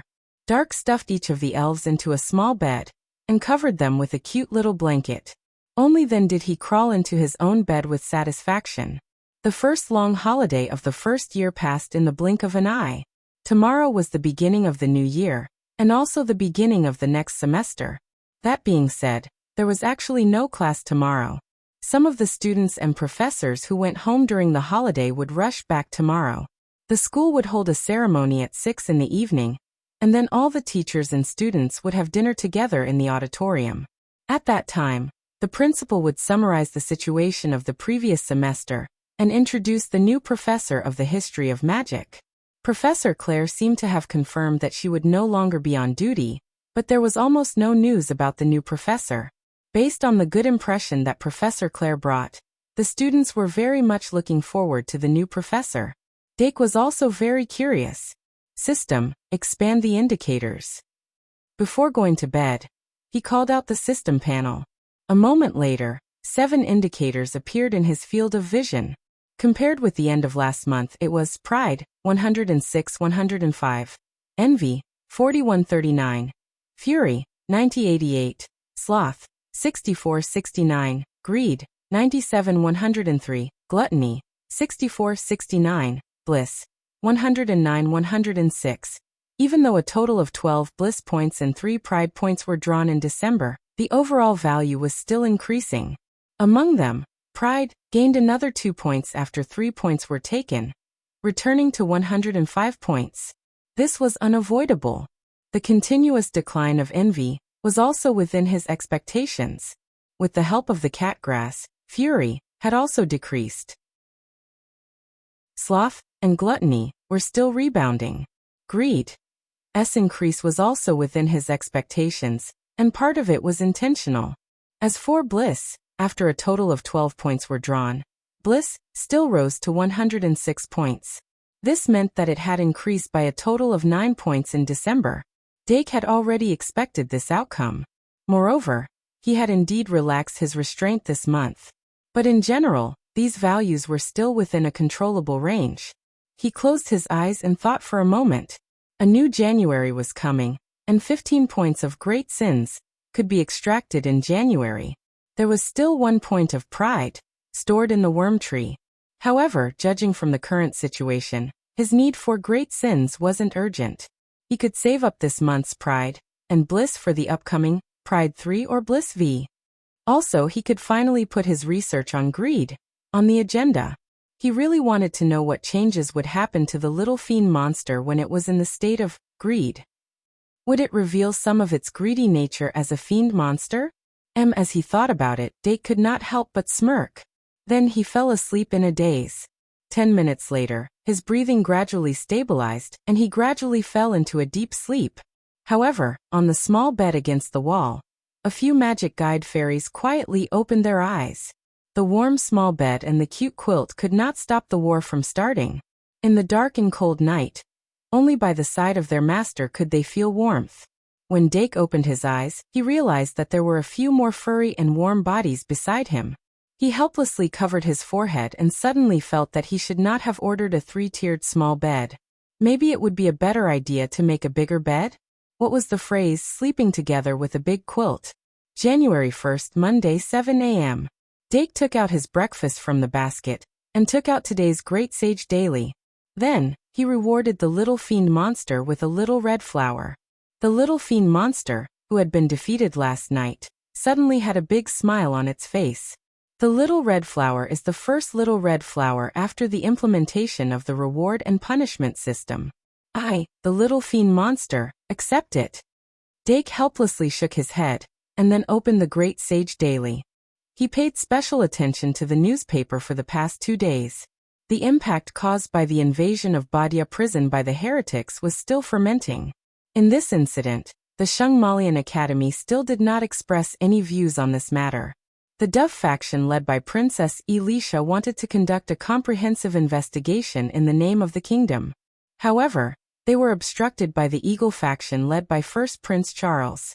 However, this kind of 300 taels of silver here behavior confirmed the speculation that the Holy Church was lying. Some newspapers that were biased towards the Dove faction began to report this matter, and severely condemned the Holy Church for hiding the truth. However, this so-called condemnation was limited to words. The Holy Church was a transcendental force that was comparable to the Shung Malian Academy. Its history was even longer than the kingdom. For a long time before the Shung Malian Academy entered the world, the Holy Church even controlled the power of the kingdom. If it were not for the mediocre performance at the end of the war, and thus losing the support of the people, the Holy Church would be even more powerful. Even so, the Holy Church still occupied many seats in the House of Lords. Now that the king was old and the royal family was weak, only the faction of the Valkyrie could compete with the Holy Church. Not to mention the position, just looking at this incident from the perspective of a bystander. Dake was more inclined to believe that the Holy Church was hiding something. The heretics who invaded the prison might have been killed as they said, but some important prisoners in the prison might have escaped due to the chaos. Otherwise, the Holy Church would not have been so tight-lipped, and even needed Prince Charles to interfere with the kingdom's investigation. This incident was definitely unusual. He had a vague feeling that something was going to happen. Could it be related to the resurrection of the Demon King? Dake carefully thought about it, and felt that it was not impossible. If the Holy Church's mistake was big enough to cause the resurrection of the Demon King, then it was no wonder that they chose to hide it. After breakfast, Dake continued to teach the magic elves how to read. Among all the magic elves, the little demon beast and the Dilu beast were undoubtedly the fastest to learn. Their advantage of being able to speak human language was very helpful for reading and writing. Trash slimes, on the other hand, had basically been removed from the kindergarten class. The other one at the bottom was the Hawkman, who could not sit still at all. It only wanted to compete with the wooden dummies. Teaching people to read was originally a very boring thing. However, teaching his own magic guiding fairies to learn how to read was surprisingly very interesting. Dake was never tired of it. The magic elves were miserable. After lunch break, Dake also received Deanna and Luosi, who dropped by. The two little girls looked as if they had seen ghosts when they saw the magic elves sitting in a row and practicing writing. Deanna was stunned for a long time, then suddenly summoned her panda familiar and stuffed a pen into its claws. But the poor familiar grabbed the pen and scribbled randomly, and was severely scolded.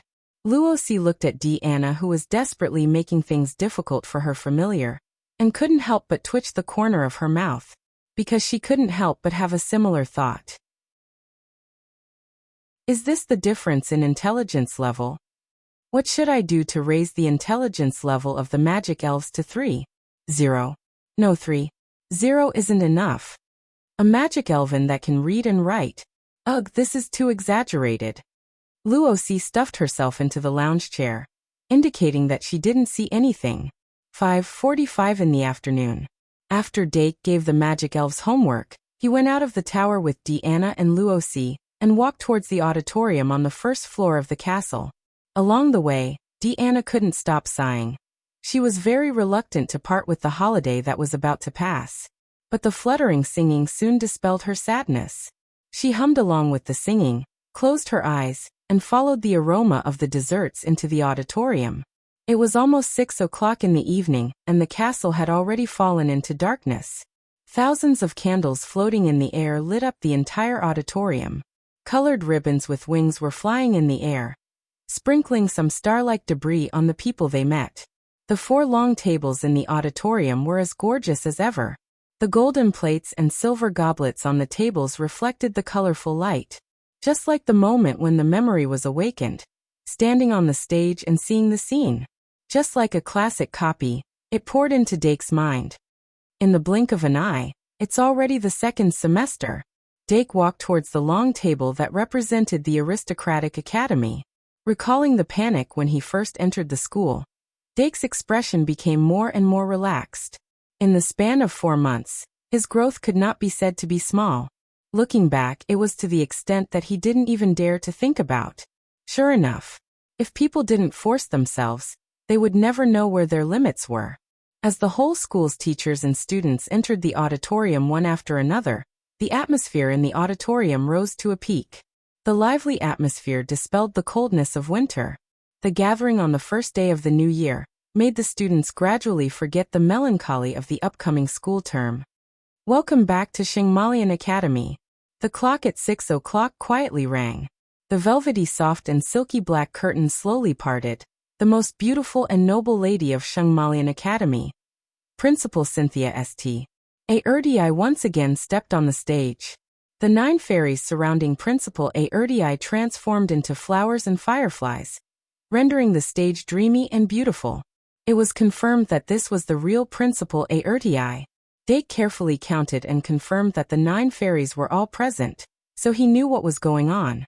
It seemed that Principal Erdii had rushed back before the opening ceremony. Then what about Senior Panduola? Would she be able to make it back in time?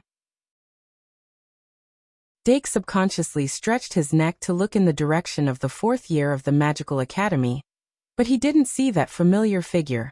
It seems that Senior Sister is going to take a leave of absence. I wonder where she went. Who went where?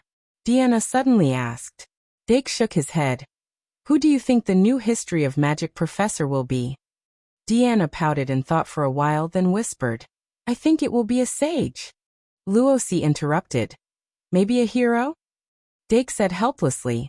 You want to tear Claire in half, don't you? Deanna was about to talk back when she heard Principal Erdii's words. She quickly poked Dake's waist and said, Dake, they mentioned you. Dake, yes.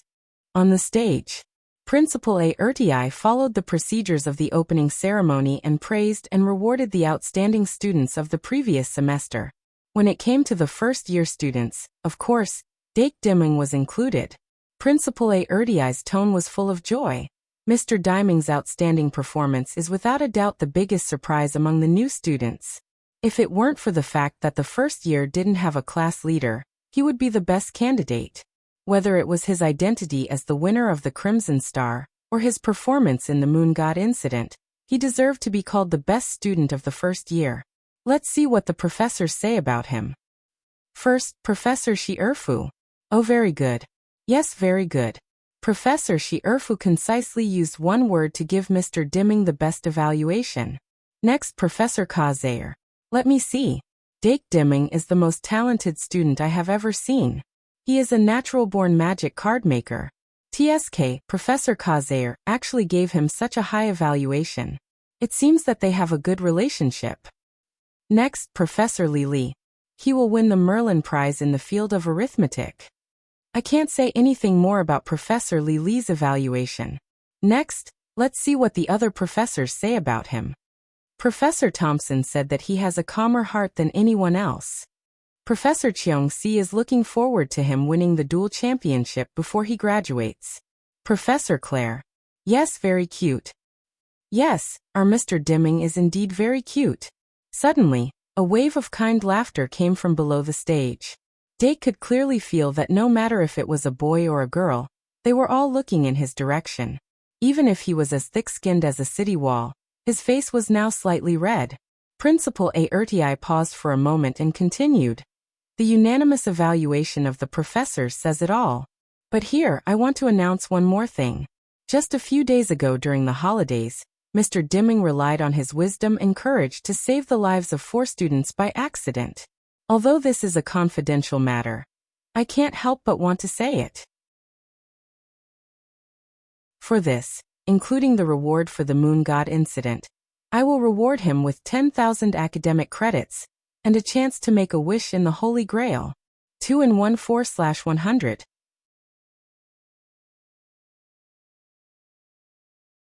Chapter 222. Holy Grail. As soon as Principal Aertii finished his words, the discussion among the teachers and students suddenly increased by a decibel. The reward of 10,000 credits was secondary, but the chance to make a wish with the Holy Grail was quite exceptional. As one of the 3 greatest wishing artifacts in the world, the Shungmalian Holy Grail could collect the power of wishes and fulfill the wishes of the person making the wish. The Christmas stocking that the students received on Christmas Eve was a one-time wishing artifact made from the Shungmalian Holy Grail. Although Dake's Christmas stocking only yielded an apple, the rest of the students seemed to have gotten very good gifts. A Christmas stocking was already so good, not to mention the Holy Grail itself. At the end of every semester, the school would calculate the school championship competition based on the total credits of the 4 branches. Every student of the branch that won the school championship competition would have a chance to make a wish. This meant that every student had a maximum of 6 wishes. But in fact, to be able to get 2 or 3 wishes in these 6 years of study was already extremely lucky. Dake was able to get an extra wish in his first year, which was indeed enviable. First website. https://mvip VIP. But if Principal Aertii was not exaggerating, he indeed had the qualifications to get this opportunity. While most of the students were envious, White, Luobot, Seekit, and Betty were quite depressed, because they were the 4 students that were saved.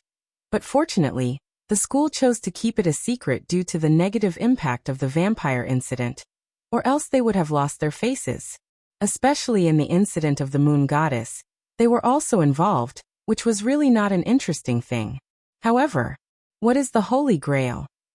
Luobot could not help but ask curiously. White suddenly showed a shocked expression. It's the Holy Grail. Luobot was a little embarrassed. I know it's the Holy Grail. So what is the Holy Grail? White. I don't know. He had never used it before, so he did not know. White crossed her fingers and rested her chin on her hand, feeling a little envious. I've heard that the Holy Grail is able to grant a person's wish. If the Holy Grail is able to revive a hero, forget it. He knew that it was impossible to succeed. In front of the long table in the aristocratic courtyard, although Dark was surprised, he still accepted this information very well. He also didn't know much about the Holy Grail. He only vaguely remembered that Professor Shi-Erfa seemed to have said that there was an inscription engraved on the Holy Grail that seemed to say, "The greedy will have nothing." From the literal meaning, it was obviously a warning. In other words, an overly greedy wish will never come true. But what level of desire would be considered as greed? What was the upper limit of a wish? Only by knowing all these could he make the most out of the Holy Grail. Dake thought about it for a while, and felt that it was best to ask the professors about it. Perhaps he could ask about it when the principal brought him to use the Holy Grail.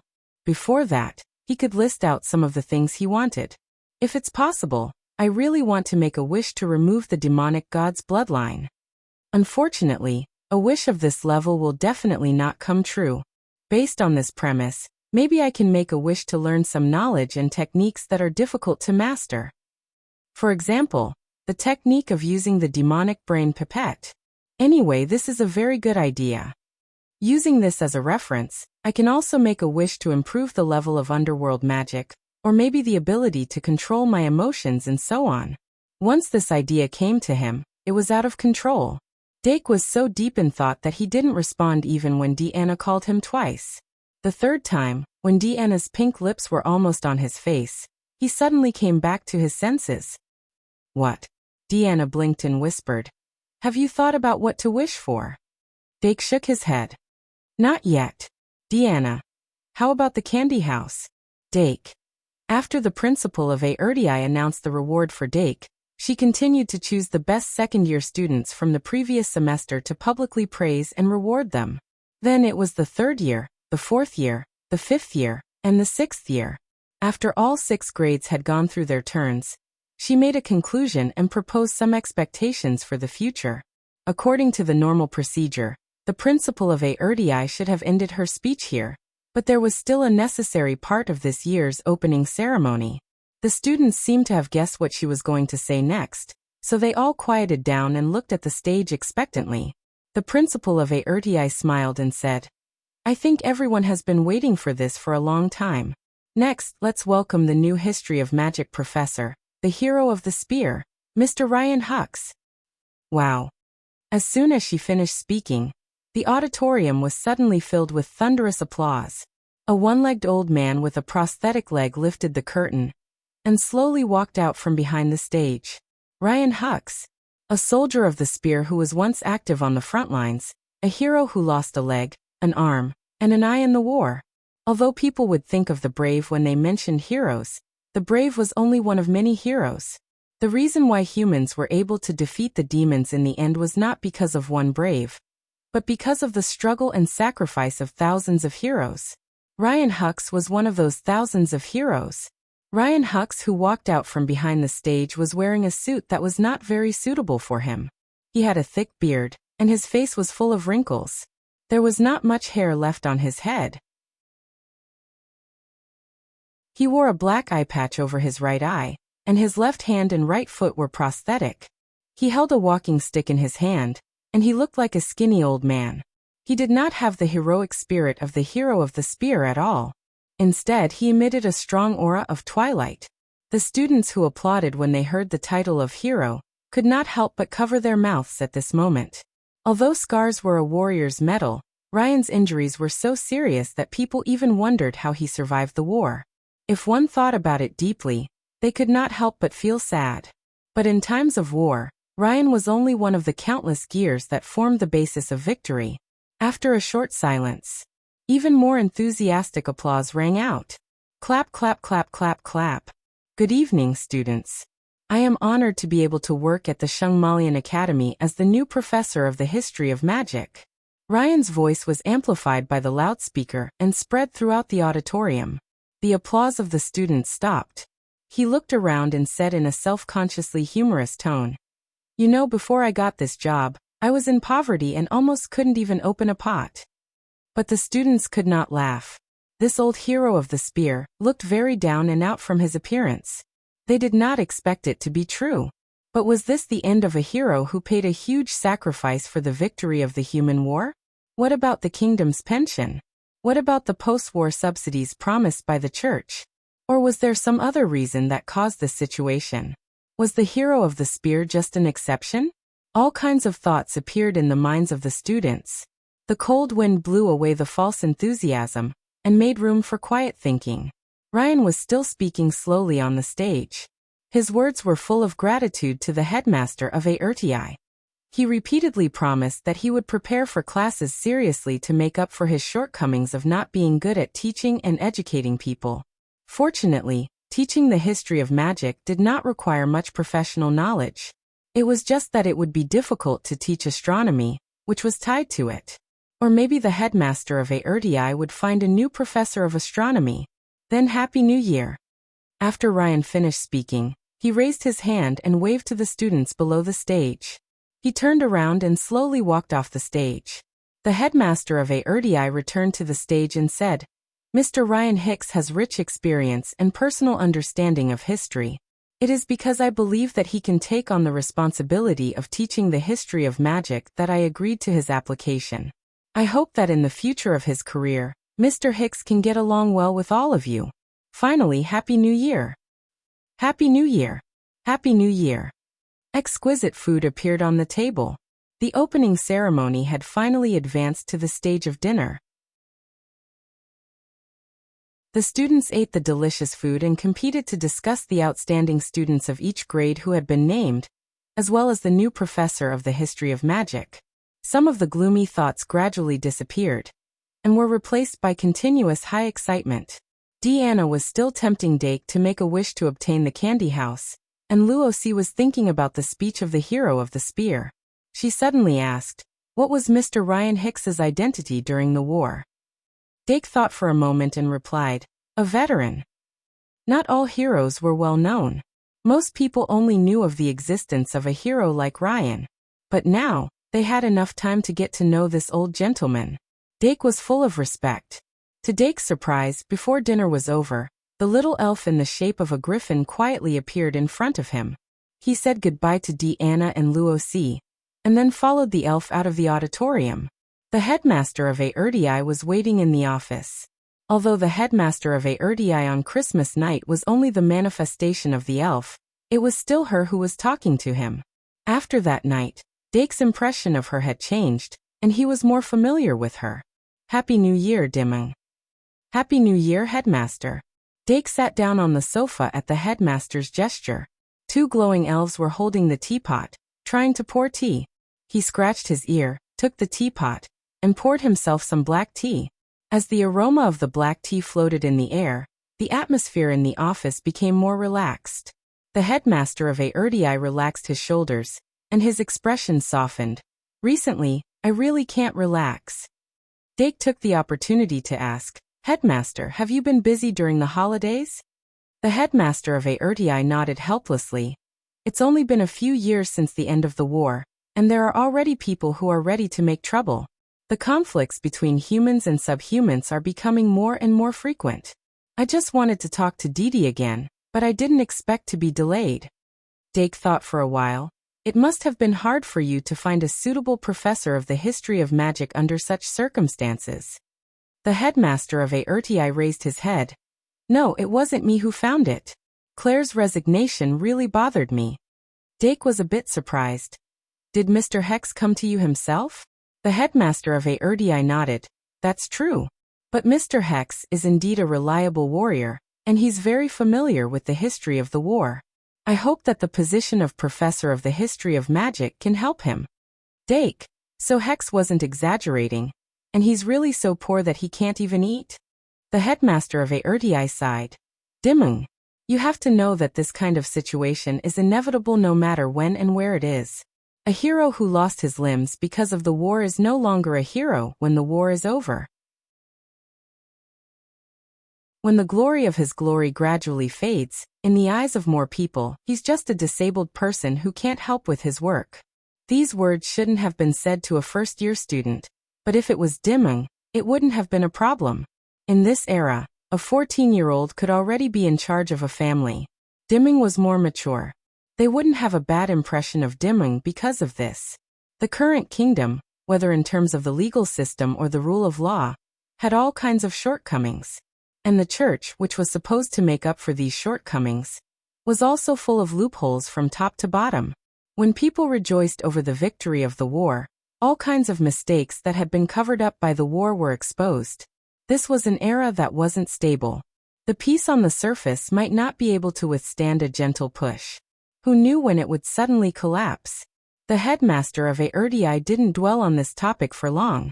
She called Dark over mainly to talk about the matter of the vampires in the secret passage. Dake briefly described the vampire's appearance and said, "I remember that he seemed to call himself Vlad, but Vlad seems to be from a very large vampire family in history. Their members always call themselves Vlad." The headmaster of Erdii said humorously, "That's correct. I've met Vlad I to Vlad XXII. Can you tell me all about your encounters in the secret passage?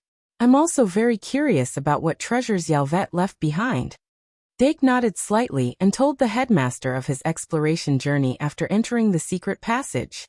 He actually liked the feeling of telling stories, especially when he was the one who experienced it.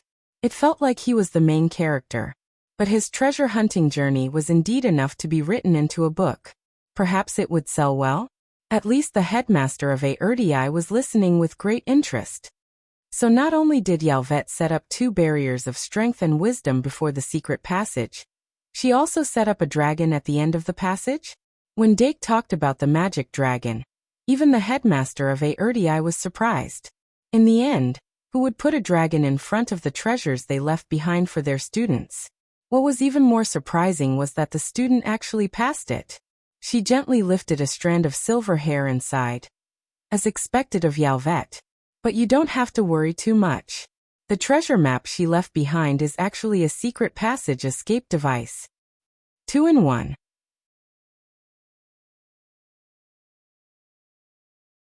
Chapter 223.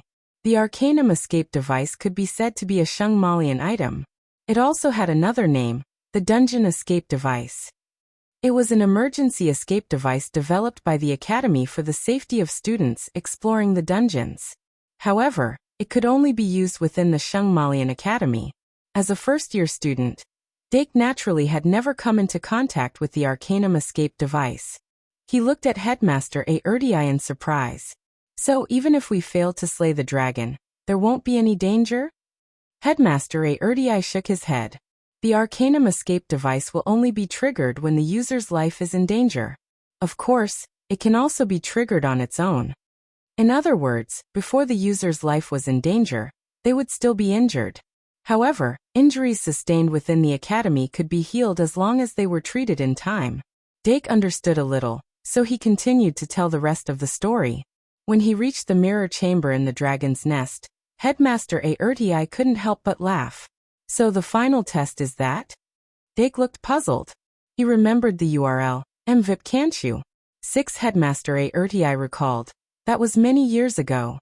At that time, the professor of magic engineering wasn't Kazair. Dake perked up and listened carefully. Professor Kazair and Professor Li were the same. They were both invited to join the Shungmalian Academy after the war. Before them, there was another group of professors in the academy. One of the professors of magic engineering was called Grand Grandel. Just like his name, he was a professor with a lot of personality. Although Professor Grandel was an excellent magus, he was more interested in knowledge other than magic engineering.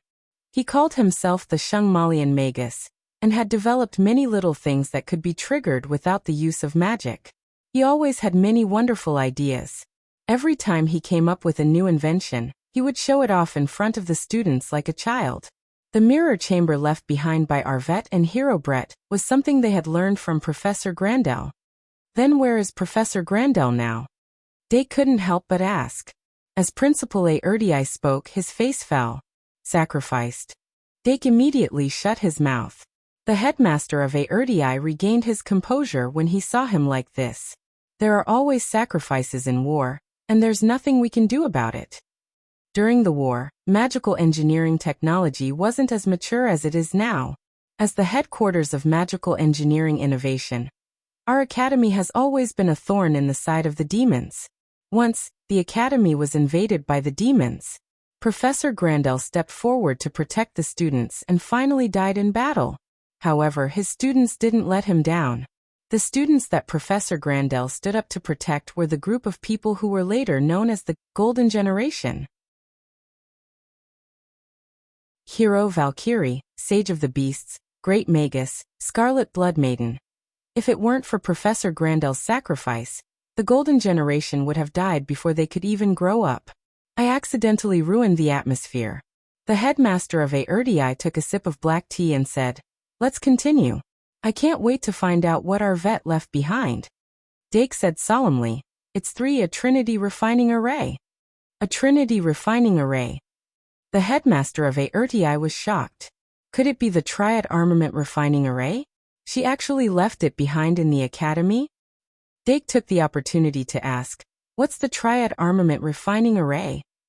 The headmaster of Aertii said, "It's an armament refining array that our vet created when she was still a student.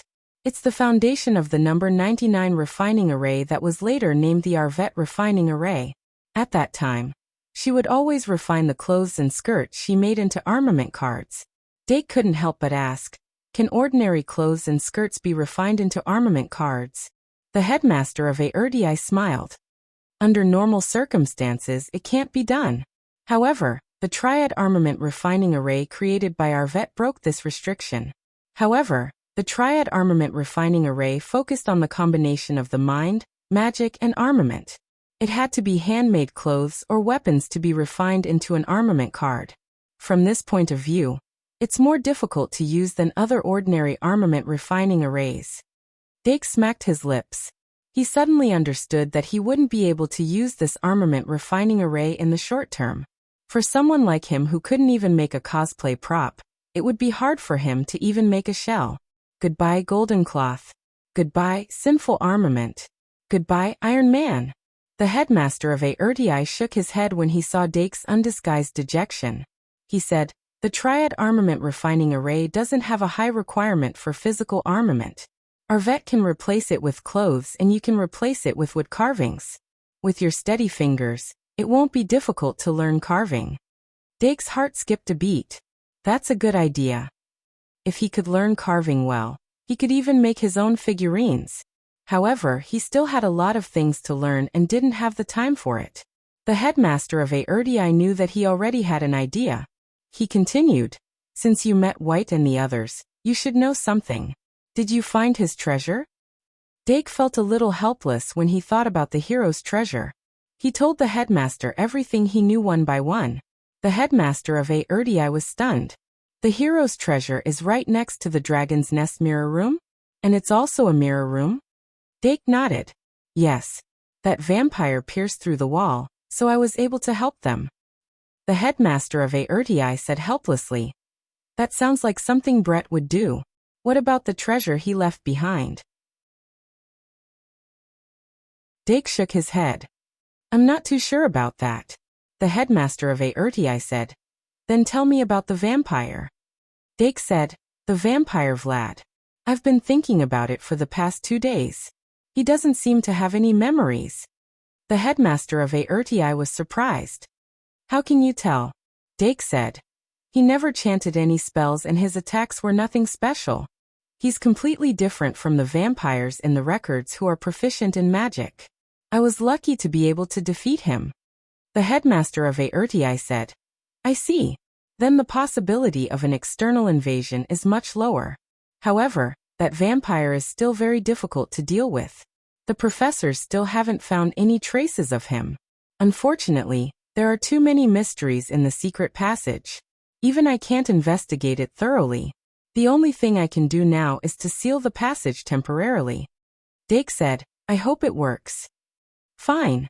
The headmaster of Aertii thought for a moment and suddenly asked, "How much do you know about the Holy Grail?" "It's finally here." Dake perked up and said, "Very limited." The headmaster of Aertii clapped his hands, and a fairy flew over with a key in its mouth. She took the key and said, "It's very simple to use the Holy Grail. You just need to close your eyes and make a wish after the Holy Grail is opened. You need to pay attention to the size of the wish. However, this standard varies from person to person. Some people can achieve a breakthrough in their magic power limit by making a wish, but some people can't even achieve a centimeter of growth.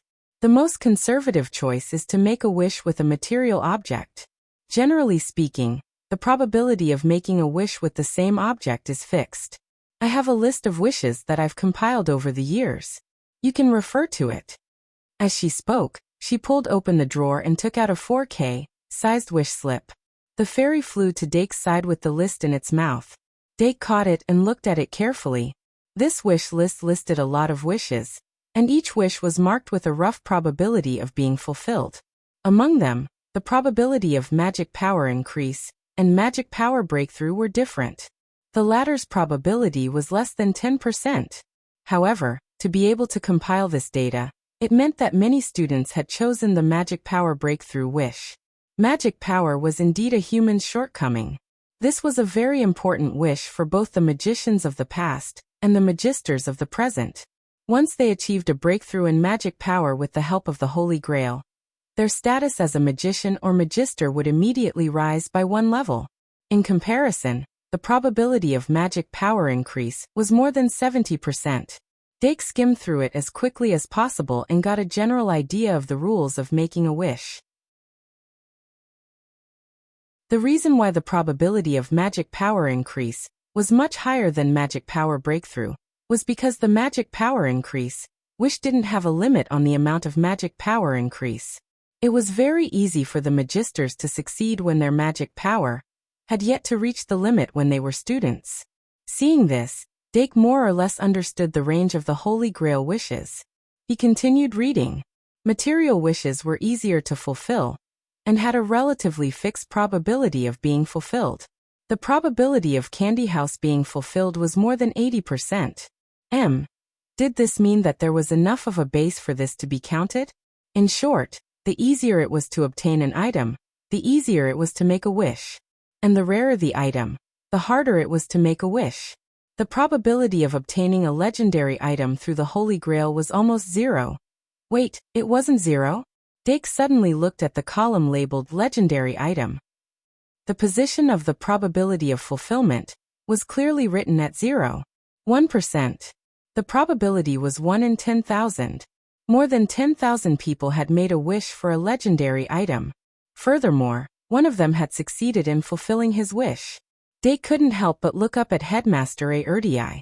What happened to the greedy ones having nothing? Headmaster Aerdi could roughly guess what he wanted to say just by looking at his expression. He couldn't help but smile and say, "You know, only those who have nothing are greedy." How could that be interpreted in reverse? Did you think that the language classes in my 9 years of compulsory education were taught by a physical education teacher? Dake's eyes widened. His various guesses about the Holy Grail were instantly overturned. The only 3 great wishing artifacts in the world might be more terrifying than he imagined. Headmaster Aerdi's words were basically telling him that he could be greedy as much as he wanted. Even if he failed because of this, so what? Those wishes that had a high probability of being fulfilled could basically be obtained in reality. But since they could be obtained in reality, what was the point of wishing? This was a rare opportunity to make a wish. Of course, he had to wish for something that was difficult to obtain. No wonder so many people wished for a legendary item. At that moment, Dake couldn't help but want to make a wish directly to remove the demon god's bloodline. He wanted to make a wish that had a probability of less than 1 in 10 million. But he held back in the end. This was a rare opportunity. He wanted to lower his request. And if this wish really came true, he wouldn't have the great sin to draw from. Let's just make a wish that was relatively more reliable. After a cup of tea's time, Dake put down the wish list. He already had an answer in his heart. Headmaster Aerdi asked, "How about it? Do you want to make a wish tonight, or do you want to wait for a while?" Dake directly said, "Let's make it tonight. Strike while the iron is hot." Headmaster Aerdi nodded. "Then follow me." Then she got up from her seat and walked to the room behind her. Dake originally thought that it was a secret room, but he didn't expect it to be a lounge with all kinds of equipment. Headmaster Aerdi closed the door and walked to the blank wall, waving the golden key in her hand. Then she explained, "This is a door key. As long as you insert the key on a smooth surface, you can open a door that leads to a fixed location." As she spoke, she inserted the key into the wall. The point of contact between the key and the wall immediately rippled like the surface of water. The ripples quickly spread and actually turned into a door. Click. Headmaster Aerdi turned the key, unlocked the door, and gently pushed it. An empty secret room with only the Holy Grail came into view. The Shungmalian Holy Grail was made of pure gold. In the eyes of ancient magicians, gold was a metal that contained magic power. It was often used to make precious magic tools. The Shungmalian Holy Grail was also known as the Wishing Cup. It was said that it was made by a god. Headmaster Aerdi stepped into the secret room, and Dake followed closely behind. He carefully observed the style of the Holy Grail, and finally found a line of ancient inscriptions on the base. "The greedy have nothing. The unready have nothing." As if it had sensed someone approaching, the Holy Grail released a strange light. Headmaster Aerdi raised her hand slightly, and Dake stopped. They were only about 2 meters away, but the aura of the Holy Grail was already clear. The headmaster didn't continue to move forward. Instead, she shook her hand and pulled out a magic wand from her sleeve. The magic wand was only the length of a finger, but with a gentle pull, it was stretched to the length of an arm. She raised the magic wand and gently touched the Holy Grail. Suddenly, spots of light slowly gathered in the Holy Grail. When the power of prayers in the Holy Grail is full, you can make a wish, and the Holy Grail will answer your prayer. The power of prayers in the Holy Grail rippled like wine. The deep color was like the starry sky at night, mottled and sparkling. The wine gradually filled the Holy Grail, as if it was inviting someone to drink with it. Dake couldn't help but want to step forward, but with a light touch from Headmaster Erdii, he came to his senses. He couldn't help but feel frightened. The Holy Grail will attract greedy people, but humans are the aggregation of greed. There is no one in this world who isn't greedy. Headmaster Erdii's voice was still in his ears. Under her guidance, Dake closed his eyes and prayed with all his heart. Wishes related to knowledge were more stringent. The probability of obtaining new knowledge that hadn't been recorded was not inferior to the probability of obtaining a legendary item. However, existing knowledge, or even knowledge that was already known, if one only grasped it through making a wish, the probability of it being realized would be much higher. Dake's wish was to improve the technique of using the magic brain dropper. 2-in-1-4/200. Picture exploded.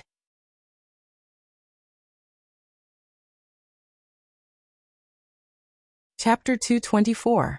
Dake's knowledge of the magic brain pipette basically came from the guide to the use of the magic brain pipette.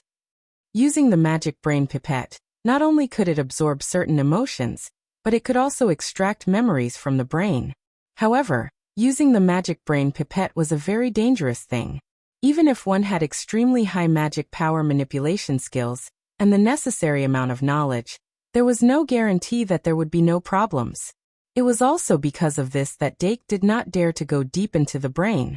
Instead, he only used the dragonfly skimming the water technique to extract great sins from the outside. After all, inserting a pipette into the brain was really terrifying. It was not acceptable just from a physiological point of view. Moreover, extracting from the brain once a month was already considered a lot. It was not necessarily as convenient as extracting from the outside. Therefore, this time, with the opportunity to make a wish to improve, he was also inclined to start from the outside. It was not the advanced technique of inserting the magic pipette into the brain.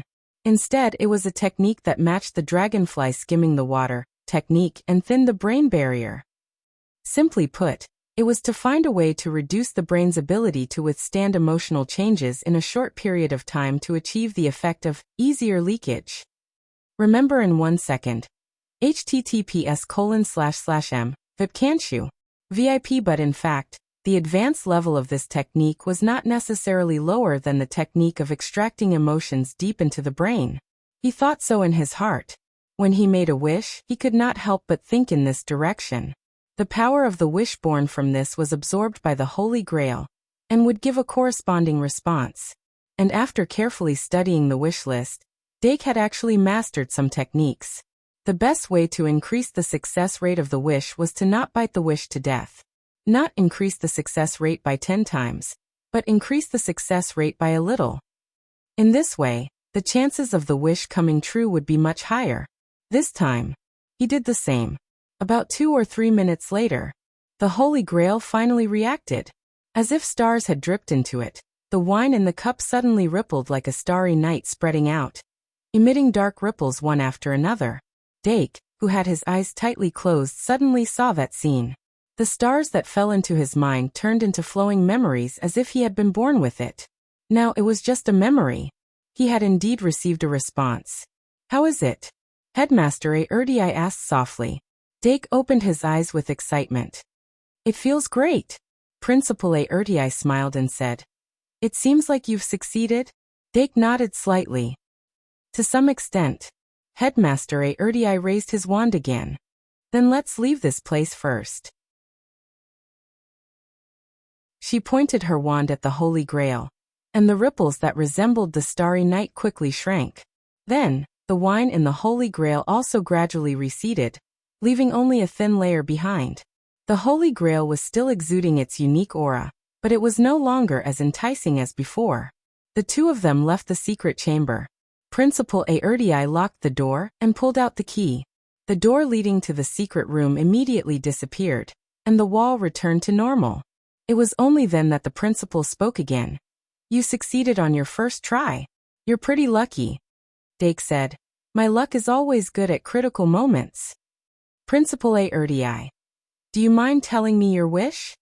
Dake, "Of course not. This was actually a necessary procedure after making a wish." Dake already knew this when Principal Aerdii took out the wish list. Every year, after the Holy Grail wishing session, the students would report their wishes to the school so that the school could compile the data. Therefore, on the surface, his wish had nothing to do with the demon god's bloodline. Emotions and memories had always been the subject of his research. You're actually using the demon brain pipette?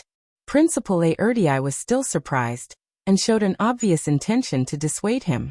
Dake explained that he was only using the dragonfly skimming the surface of the water method. Principal Aerdii was slightly relieved, but still said, even if you're only extracting it from the outside, it can't completely eliminate the danger. I personally suggest that you wait until you're in your 3rd year, no 4th year before trying this topic again.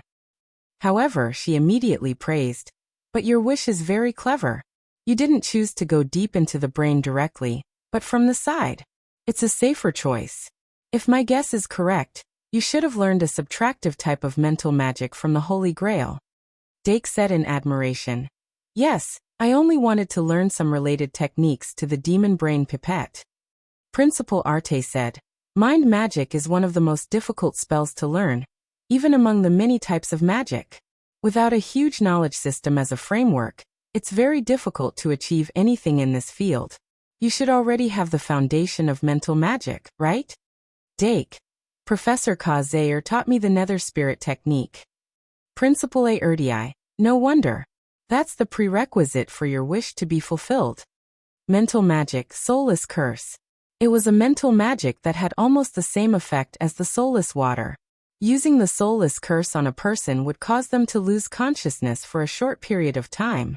At the same time, the bond between the soul and the body would become loose, and the matter of the mind would become unstable, making it easier for it to be separated from the brain.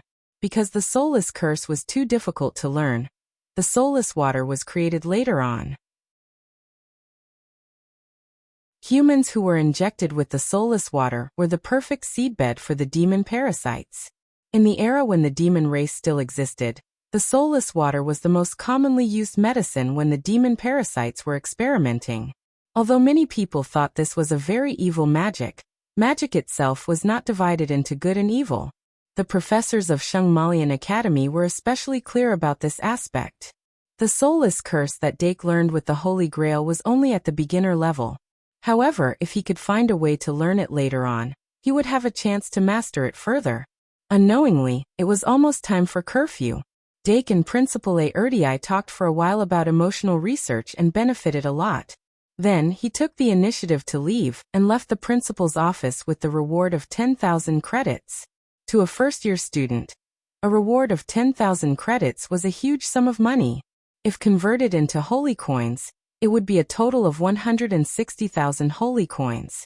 However, if he really wanted to use it, it was just SOSO. Dake did not dare to think too much.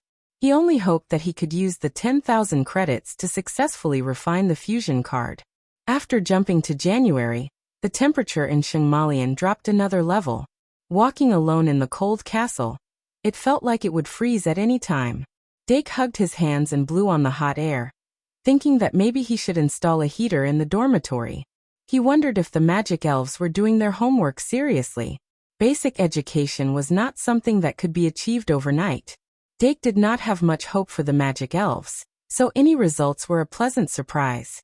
With the start of the new semester, the recruitment window for the duel club reopened. With his current strength, it was easy to pass the review, but to participate in the formal duel competition, he needed to have at least 40 Magic Elves cards. If the number of cards in a group was less than 40, he could only participate in the newcomer competition. Normally, the first and second year students would be assigned to this group. Just thinking about it made him excited. After taking a picture with the feathered serpent statue guarding the tower door, Dake entered the common room in the tower of the aristocrat house. The aftertaste of the opening ceremony was still there, and there were still about a dozen people in the common room. However, most of them were either reading or playing chess. It was very quiet. The aristocrat house was far less noisy than the night house, and it was also not as quiet as the Magic Academy. Such an atmosphere was very rare. If it was a normal day, Dake would most likely sit in such a common room for a while. However, not tonight. He still had many things to do. Click. The moment he unlocked the door, Dake clearly felt a large movement in the dormitory. When he pushed the door open and entered, he saw the magic elves sitting in a row obediently. Except for the trash slime, they were all doing their homework seriously. However, he only took a glance and knew that they were just putting on an act. They even learned to put on an act? Dake almost laughed out of anger. What followed was a thunderstorm. The two magic elves who did the least homework were taken out to reflect on their mistakes. Dake scolded them again for a while before taking out the experimental equipment and starting the Great Sin Extraction experiment. There was not much time left tonight, so he could only do this experiment. Pride 105, Wrath 89, Greed 103, Bliss 106. Let's start with greed. No, let's start with the Soulless Curse experiment. Little Evil Magical Beast. Here. The complete incantation of the Soulless Curse was very long. It would take at least 5 minutes to read it from beginning to end at a normal speed. However, using a simple incantation, this time could be shortened to a little more than a minute. The entry-level Soulless Curse used a simple incantation, and its effect was not as good as the Soulless Water. However, if the effect was too good, it would make Dake feel troubled. When a mage cast a spell, they could adjust the magic within a certain range. For example, they could remove some effects and increase the proportion of some effects. This Soulless Curse could cause people to faint. Dake relied on the Soulless Curse mastered by the Holy Grail to control the effects of fainting, and it would not cause the caster to become absent-minded. Moreover, the overall effect lasted for a very short time, only 3 minutes. In other words, there was no need for the Entushing Potion to return to normal after 3 minutes. If this level of Soulless Curse was placed in the normal magic evaluation system, it would definitely fail. However, what he needed was this kind of Soulless Curse that failed. The little evil magical beast was summoned with a sad face. It would rather reflect on its mistakes. It only had wings and no hands, so it could only stand on one leg when doing homework and use the other hand to hold a pen and write. That was quite tiring. Every time it saw the hawkmen who also had wings but claws, the little evil magical beast would be envious and jealous. Therefore, there was a reason for it to be lazy and not do homework. However, this reason would not work in front of Dake. Is there a small red flower reward for helping with the experiment?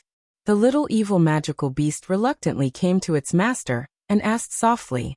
Dake revealed a big smile. Of course there is. Soulless Curse. Ah. The little evil magical beast screamed, but nothing happened. All the magic elves looked over curiously, allowing it to enjoy the experience of being an actor in the limelight. Dake then took out the happy card that he had not used for a long time. As the little evil magical beast was enveloped by the light of the happy card, the painful expression on its face disappeared in an instant, and a smile bloomed, looking satisfied. The effect is indeed more obvious than using the happy card alone. Dake tried to talk to the little evil magical beast in this state. He found that its thoughts were still clear. It was neither unconscious nor absent-minded.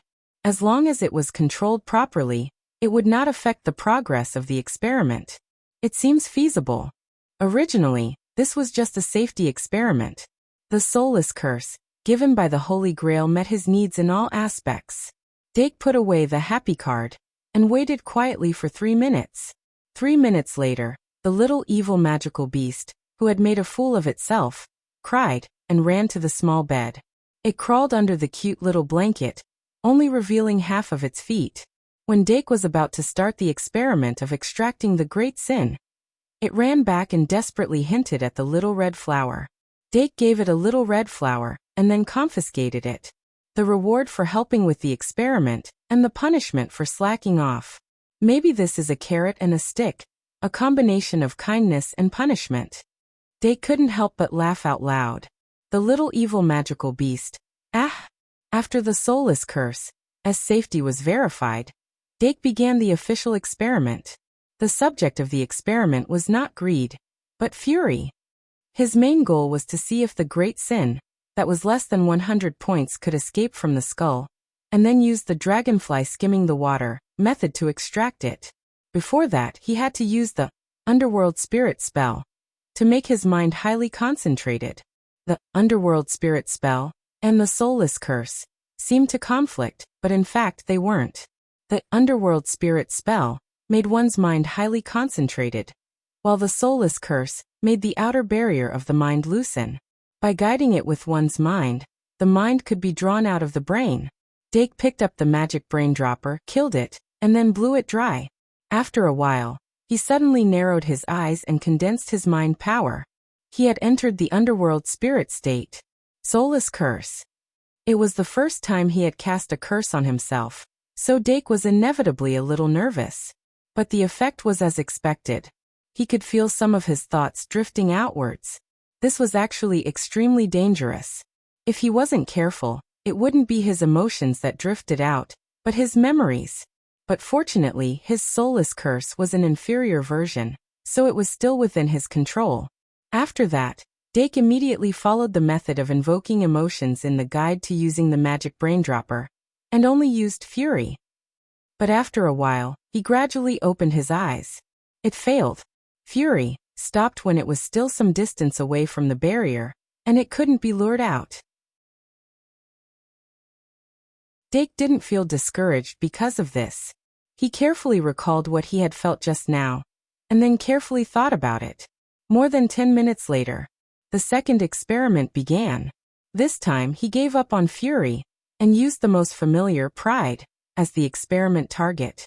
Release. Release. Release again.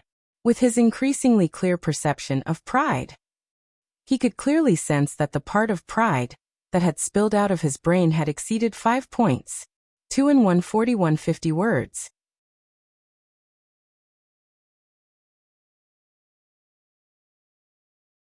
Chapter 225. Pride had a total of 105 points, and the overflow was more than 5 points. This meant that the Great Sin node, which could be extracted using the dragonfly skimming the surface of the water, had advanced a little. It could end up at 95 or 90 points. However, since the 89 points of rage had not overflowed his brain, it meant that the node was still above 89 points. Still, this was very good news. The Great Sin, which originally required more than 100 points to be safely extracted, could now be extracted with more than 90 points. Not only did it increase the total amount that could be extracted, but it also lowered the danger line, which meant that there would be more room for future research. Dake suppressed his excitement and began to patiently sense the approximate value of the node. 5, 6, 7. When it reached 10 points, the overflow of pride finally reached its limit. The final node is about 95 points. After carefully sensing, Dake opened his eyes and waited quietly for more than 10 minutes. Then he used the same method to increase the overflow of bliss. The first website was https://m. Vipcanchu. VIP. The final result was that the current node was indeed around 95 points. The standard line of 95 points was pushed forward by 5 points compared to the previous 100 points. 5 points did not seem like much, but it was actually very significant, because this allowed Dake to see a possibility. Everyone knew that soulless curse and underworld magic could be improved. Using underworld magic to increase the concentration and output of emotions, making Great Sin easier to be extracted. Using soulless curse to reduce the brain sealing effect, making Great Sin easier to overflow. The former increases the amount that can be extracted at one time. The latter increases the upper limit of the amount that can be extracted. If I can keep lowering the standard line, not only can I guarantee the experimental materials, but I can also keep increasing the safety. Unfortunately, both underworld magic and soulless curse are extremely difficult to improve. Among them, soulless curse is even harder to improve than underworld magic. If I have the chance to use the Holy Grail, I can work on soulless curse. Dake put down his pen and took the magic brain dropper from the side, preparing to extract today's Great Sin. According to the original plan, he would extract a drop of greed as research material first. Then he would consider other points. For example, collecting 7 points of greed to cultivate the fruit of greed. Or collect 10 points of pride to craft Pride 3. Other than that, He could also extract some of the various materials and accumulate them until he had enough to try refining the Great Sinner flower. However, as his research deepened, Dake realized that the method of refining the emotion card could no longer satisfy the refinement of the Great Sinner. He might need to develop an exclusive refining array to continue. If his judgment was not wrong, the probability of failure of forcibly refining the Great Sin pill without developing an exclusive refining formation would be very high, which would cause a lot of time and resources to be wasted. Therefore, he was now a little hesitant about accumulating great sins and refining great sins. Comparatively, cultivating Fruit of Greed and crafting Pride 3 were more attractive to him. The Fruit of Greed could be used to create a new magic elf. Pride 3 should be able to unlock Illusory Beast, Ivan's new evolved form. Of course, if he gathered all 7 points of Pride to cultivate the Fruit of Pride Fox, he might be able to create an evolved version of Eevee that corresponded to Fairy Eevee. In short, there were many choices. Dake picked up the magic brain dropper and placed the tip on his temple. Then he used underworld magic and sucked out a drop of greed. Then he dripped that drop of greed into the thinking bottle and carried out the last step of the night, observation and recording. This drop of greed still had 5 points.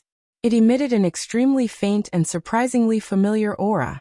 Dake thought carefully and suddenly felt that the aura of greed and the strange aura emitted by the Holy Grail were slightly similar.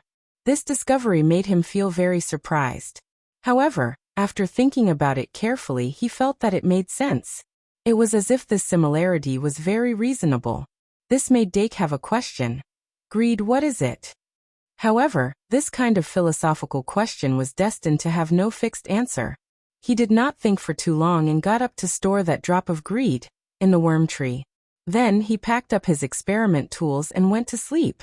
It was already very late, and he still had classes tomorrow. January 2nd, Tuesday. Shungmalian Academy finally welcomed the first day of the second semester of the school year. The class schedule for the second semester of the first year was basically the same as the previous semester. However, the first class of the new semester was temporarily changed from a dual class to a summoning class by Professor Shierfu.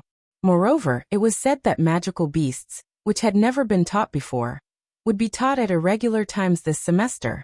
In addition, the dual club's recruitment was scheduled to be held this Friday afternoon. Other than these points that needed to be taken note of, there was nothing else. It was the first morning after the short break, and most of the first-year students had not recovered from their idle state. It was only when Professor Shierfu entered the classroom that the students instinctively stopped talking. Dake raised his head from the textbook and saw Professor Shierfu without any makeup as usual. His facial features were exquisite, and his face was delicate, but he was more perfect than a lady with full makeup. That ethereal beauty that was inherited from the elven bloodline was like the uncanny workmanship of nature, and it always made people feel ashamed of themselves. Dake occasionally thought that maybe his sullen behavior was a good thing for the students. Otherwise, the students' attention would be firmly attracted by his beauty, and how would they be able to study seriously? Every family has its own difficulties. Half of the first summoning class was spent listening to Professor Shierfu's speech. The other half of the class was used to review the knowledge of the previous semester, especially the theory and practice related to sacrificial summoning. Dake was called to the stage to demonstrate, and of course he used the summoning card for practice. Summoning cards were also divided into stars, but the surface of the card was a light ball with a magical power of 100 and an attack and defense of 0. He first used the normal summoning skill to activate 2 2-star summoning cards, each of which took between 3 to 4 seconds to cast. Then he used the sacrificial summoning skill to summon a 4-star summoning card, which took less than 10 seconds to cast. Not bad, it took less than 25 seconds. Professor Shierfu revealed a rare smile. One of the final exams of the first-year summoning class was to ask students to use the normal summoning skill to activate 3 magic guide cards within 2 rounds. One of the final exams of the second-year summoning class was to ask students to complete the sacrificial summoning of a 4-star magic guide spirit within 1 round. and Dake's summoning speed had far exceeded the first-year standards, and even the second-year assessment standards. In addition, the limit of the normal summoning skill and sacrificial summoning skill was 3 seconds. Therefore, the summoning limit of a 4-star magic guide spirit was 15 seconds. The increase in summoning speed became more and more difficult as one progressed. If one could complete the summoning of a 4-star magic guide spirit within 15 seconds, one would have reached the top standard. Ordinary 6th-year graduates might not be able to reach the limit. However, every duelist who could reach the next level could always maintain their top standard. Dake's outstanding performance attracted intense applause. He placed his hand on his chest, bowed slightly, and walked down the podium. No matter when and where, he was so eye-catching. Eudora, who was below the stage, looked at the golden-haired youth who walked down from the podium. It was as if she was looking at a shining sun, more dazzling than ever before. Her eyes shone slightly, and a strange blush appeared on her face. When Dake's gaze swept over, she quickly lowered her head and pretended that she had been listening attentively. White and Luobot, who were in the back row, were unexpectedly not distracted. Deanna responded to his gaze with a smile. Yes, a new semester had begun. During the break after the summoning class, Dake walked to the arithmetic class. A new semester might not necessarily be a new atmosphere. The little magisters had gone through the baptism of homework at the end of the last semester. At the beginning of the semester, they were all beaten back to their original state. Other than Deanna and Luosi who followed Dake, only Ai Ma came to the arithmetic class first. However, overall, it was indeed more orderly than last semester. 5 minutes before the class bell rang, all the students had already arrived. The students gathered in 2s and 3s, talking about all kinds of topics. Even in the colder winter, they were still full of vitality. Ding ding ding. The little fairy with dragonfly wings flew in absent-mindedly. After Christmas, Dake only saw her once at the opening ceremony. The constant hangover didn't affect the little fairy's appearance. However, Professor Didi's departure always had a bad influence. Professor Lili would occasionally show a particularly lonely side. However, she didn't show it too much in front of the students. Today, the little fairy was still cheerful, cute, and lazy. When she occasionally met the golden-haired youth's gaze, there was a hint of shyness that was difficult to hide. Dake. From the first minute of the lesson, the main topic of the arithmetic class began. Professor Lili drew a circle, a triangle, and a square on the blackboard and began to teach plane geometry. Dake felt that she would occasionally deliberately avoid looking at him, but he didn't feel anything else. For him, the new semester's arithmetic class was still a piece of knowledge that he could easily grasp. He simply took out the fusion and zoo refining problems and used the arithmetic time to think carefully. He didn't know if it was an illusion, but he always felt that the efficiency of reading and solving problems during class was higher than after class, especially when solving problems that had nothing to do with the class. After solving problems for more than an hour, he learned a lot. Most of the learning process was dry and boring. We can't always expect to find joy in learning, just like how we can't always expect to learn knowledge in games. After the arithmetic class, Dake, Deanna, and Luosi went to the cafeteria to eat lunch. They didn't go to the library like at the beginning of the semester. Instead, they returned to the aristocrat house's tower. The moment they entered the dormitory, the noisy atmosphere inside instantly froze. The magic elves slowly turned their heads and looked at their master who appeared at the door. They quietly stopped making noise and pretended to be serious as they picked up the early education picture books that they didn't really understand. Dake Dimming, the head of the kindergarten in Aristocrat House 201, facepalmed again. However, he had to eat the flowers he planted and the fruits he harvested. The magic elves couldn't disobey their master's orders. If he wanted to, he could give the order to study seriously and force the magic elves to study to death when he wasn't around. However, if he did that, he would be putting the cart before the horse. Let nature take its course. Dake sighed and threw himself on the bed and took a nap.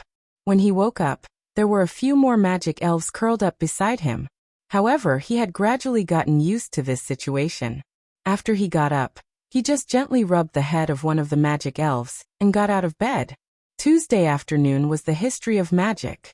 It was the first class of the new history of magic professor.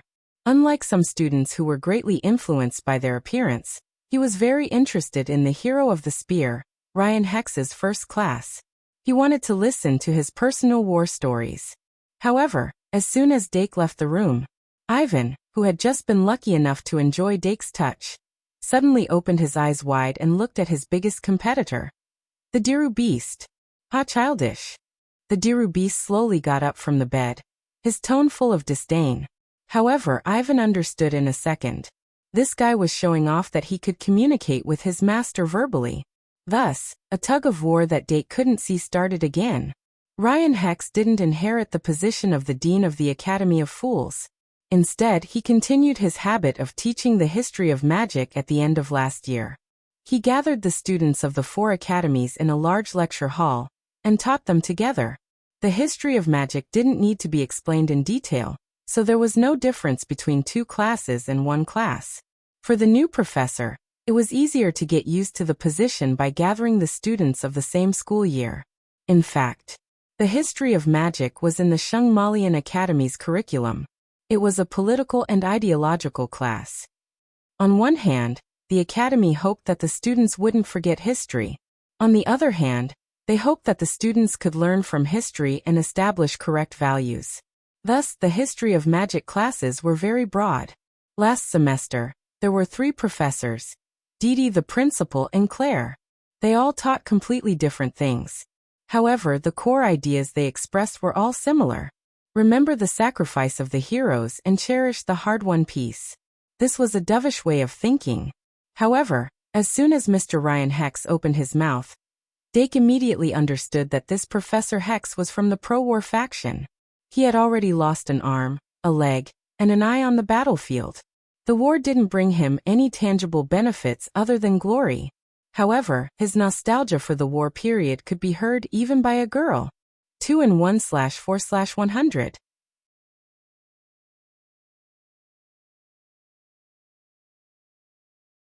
Chapter 226. Ryan Hux was not a hero at the end of the war. His era was at the end of the war, 20 to 30 years ago. At that time, the golden generation led by heroes such as the hero, the Valkyrie, and the Saintess of the battlefield had not even been born. Although magical technology had appeared, it was still in a period of bumpy development, and was far from being able to widen the gap with magic. Ryan Hux was an orthodox spearman. When he was young, he forged a spear from a dragon's spine, and made many contributions. The battle that made him famous was the Violet Defense Battle, that took place in Tomorrow's Canyon. At that time, in order to protect the Violet Princess of the Green Plains dwarf tribe, Hanks, who was in his prime, guarded Tomorrow's Canyon by himself. His dragon's pine spear was invincible, and he blocked the 3,000 demon army outside the canyon, not even half a step closer. According to eyewitnesses, the night was hanging low and the darkness was boundless. The dragon's soul roared like thunder, and a golden dragon soared up from the canyon, illuminating half of the sky. It was also after that battle that the Green Plains dwarf tribe changed their bad impression of humans and agreed to sign the 100 Races Treaty, which laid an indispensable foundation for the 100 Races Alliance. Back in the day, I was also a famous handsome man in the military. Remember the website, MVIP can't you?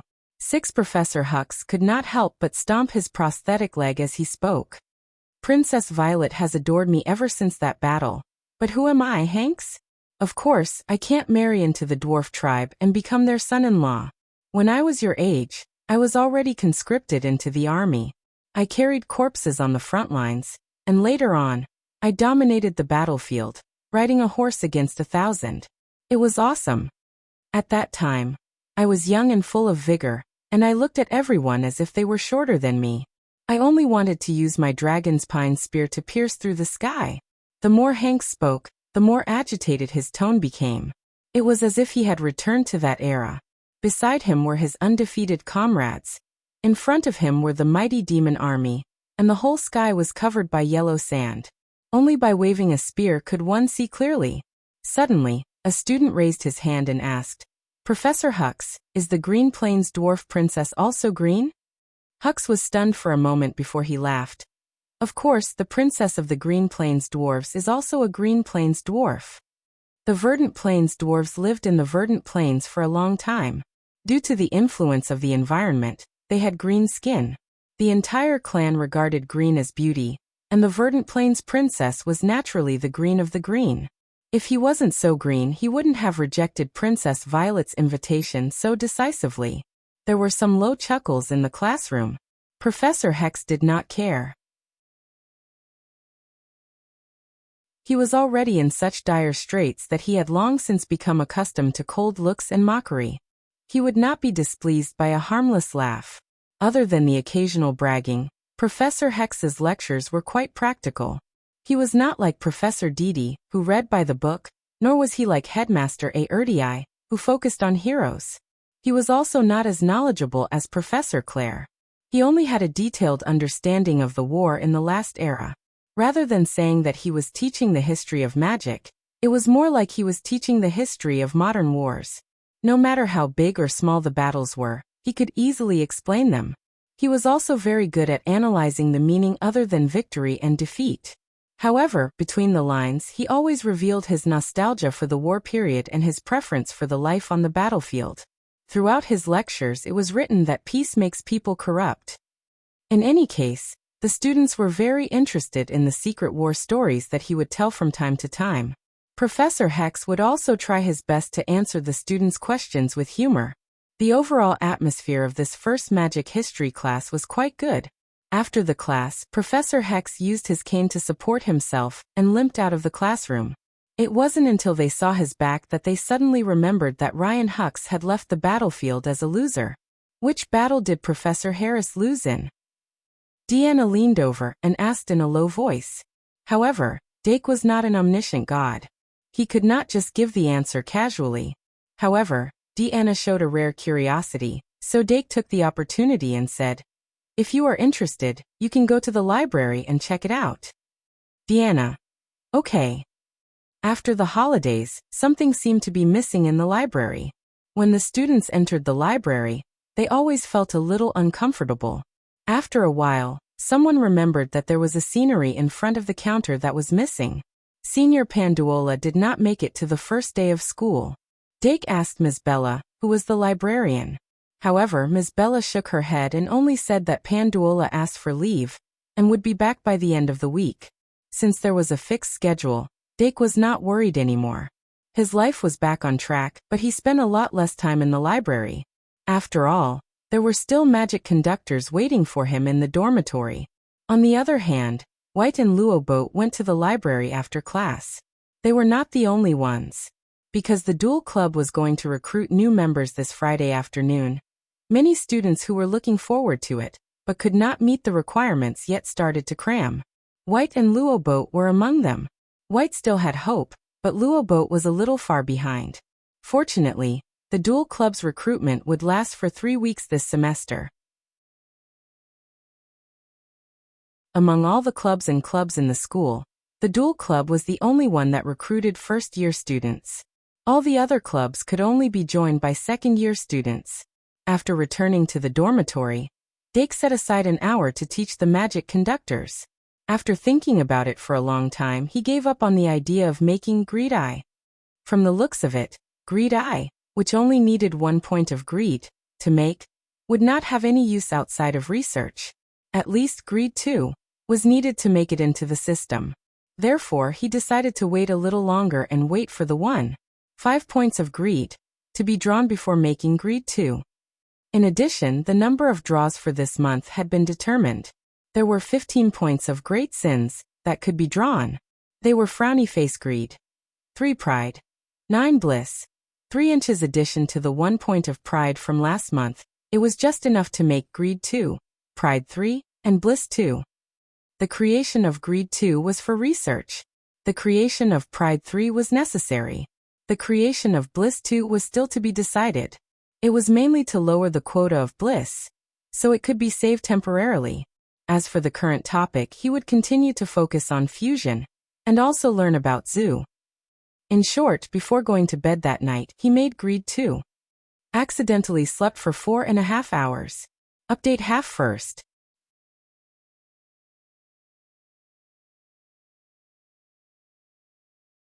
Chapter 227. Moto Moto Moto Moto. Dake hurriedly grabbed the little fiend's wings with both hands to prevent it from pouncing on the little red flower in the drawer with a greedy expression. It was obviously meaningless to snatch the little red flower, but the little fiend's brain was already filled with naked greed. How could it think so clearly?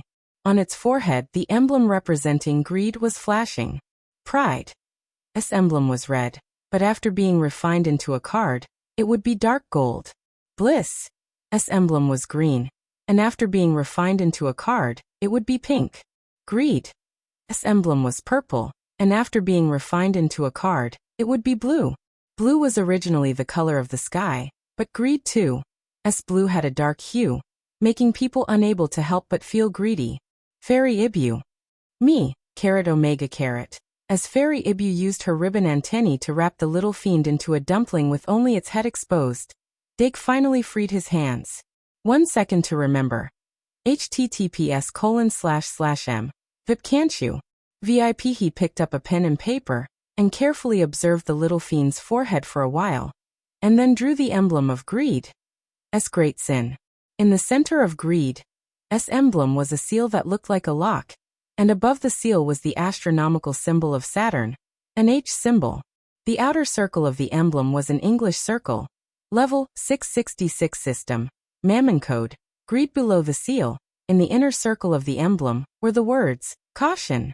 Purgatory level 5 outer circle, level 666 system, Mammon code, greed. Inner circle, warning. Purgatory level 5. 15 minutes later, the little fiend returned to normal, and was rewarded with a little red flower. An hour later, Greed 2's cooldown was over, and Dake called little Ibu. Having witnessed the whole process of the little fiend's humiliation, Ibu obediently lay in Dake's arms, sticking out its little tongue to lick its master's face, hoping that its master would be merciful. After all, Dake was only a demon god trainee. He immediately activated Greed 2 and shone it on Ibu. Ibu immediately licked even more happily. Under the effect of Greed 2, Ibu-chan was raised from 1 star to 2 star as expected. Card name, Magic Beast. Type, Elf card. Level, OO Race Bird. Attribute, Normal Magic Power. 500 Attack, 700 Defense, 300 Ultimate Skills. Imitation, Round Eyes, Desire. Constant Imitation, Greedy Round Eyes, Extreme Desire. Ultimate Skill, Round Pupil, Round Eyes. Ibu looks at his opponent with a greedy gaze, making his opponent feel restrained and reducing their desire to attack. Using different methods to achieve the same effect. Perhaps this was the round pupil. Ultimate skill, Desire. Act cute while attacking the opponent. You can also steal the opponent's items. Replacing help from Pride 2 was Desire from Greed 2. It's actually Desire? Does that mean it changed from a nice monster to a 3-armed one? While Greed 2 was still active, Dake summoned the little fiends to cooperate with the experiment. Ibu used Desire. Ibu-chan immediately called out intimately to the little magical beast, then did the standard action of a Maneki Nico, and suddenly touched the little magical beast's body. The little fiends were stunned and felt a chill on the top of their head.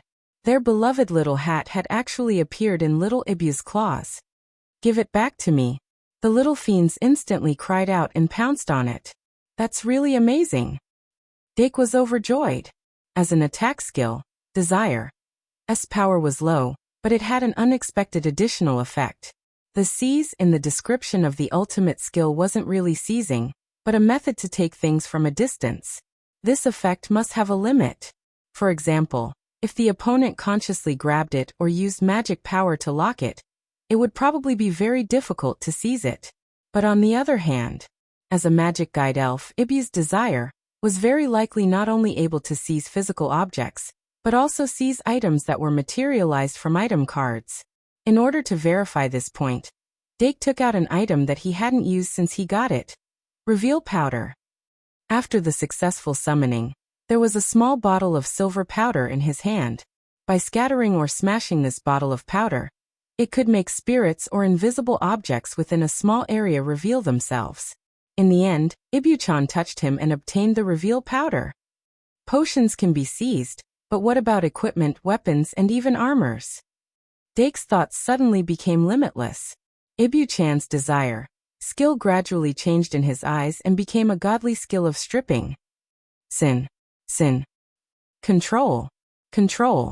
No matter what, the creation of Greed 2 was undoubtedly a great success. After that, Dake used Greed 2 again before sleeping, but this time it targeted Trash Slime. As the only magic guide elf in the deck that didn't have much of its own thoughts, Dake was worried sick about it. However, Pride and Bliss series of Great Sin cards were almost useless against Trash Slime. For this reason, Dake specially searched for information about slimes in the library. Slimes were a very simple life form in nature, but their simple nature gave them great potential. It could be said that they were a life form that perfectly fit the Darwinian theory of evolution. Due to the influence of food, environment, genetics, and many other factors, the slimes would evolve according to the Darwinian theory of evolution and develop many different types of slimes. Trash slime was one of these types of slimes. Slimes generally had three main characteristics, which were transformation, fusion, and devouring. Trash slime's specialty was the devouring characteristic. Therefore, among the 7 major sins, gluttony had the best compatibility with trash slime. The next one to wait would be greed, before Kieran's eyes. Since gluttony couldn't be drawn yet, the Greed series of Great Sin cards could be said to be the most promising. Hurry. The polymorph lay on the edge of the bed and carefully looked at its baby, hoping that it would become smarter. Magic Guide Summon. As the usual summoning spell was completed, Greed 2 released a pale blue light. The light gradually thickened and enveloped the trash slime. The trash slime that looked like a puddle of green slime at all times finally had some changes. Its body gradually swelled from slime to jelly, and the color of its body also changed from green to bluish green. Pew! Trash Slime's card had also changed from 1-star to 2-star. Even the card name had changed. You're tuning in to the Earbook Haven YouTube channel. Don't forget to subscribe and join us on this journey to catch the most captivating stories.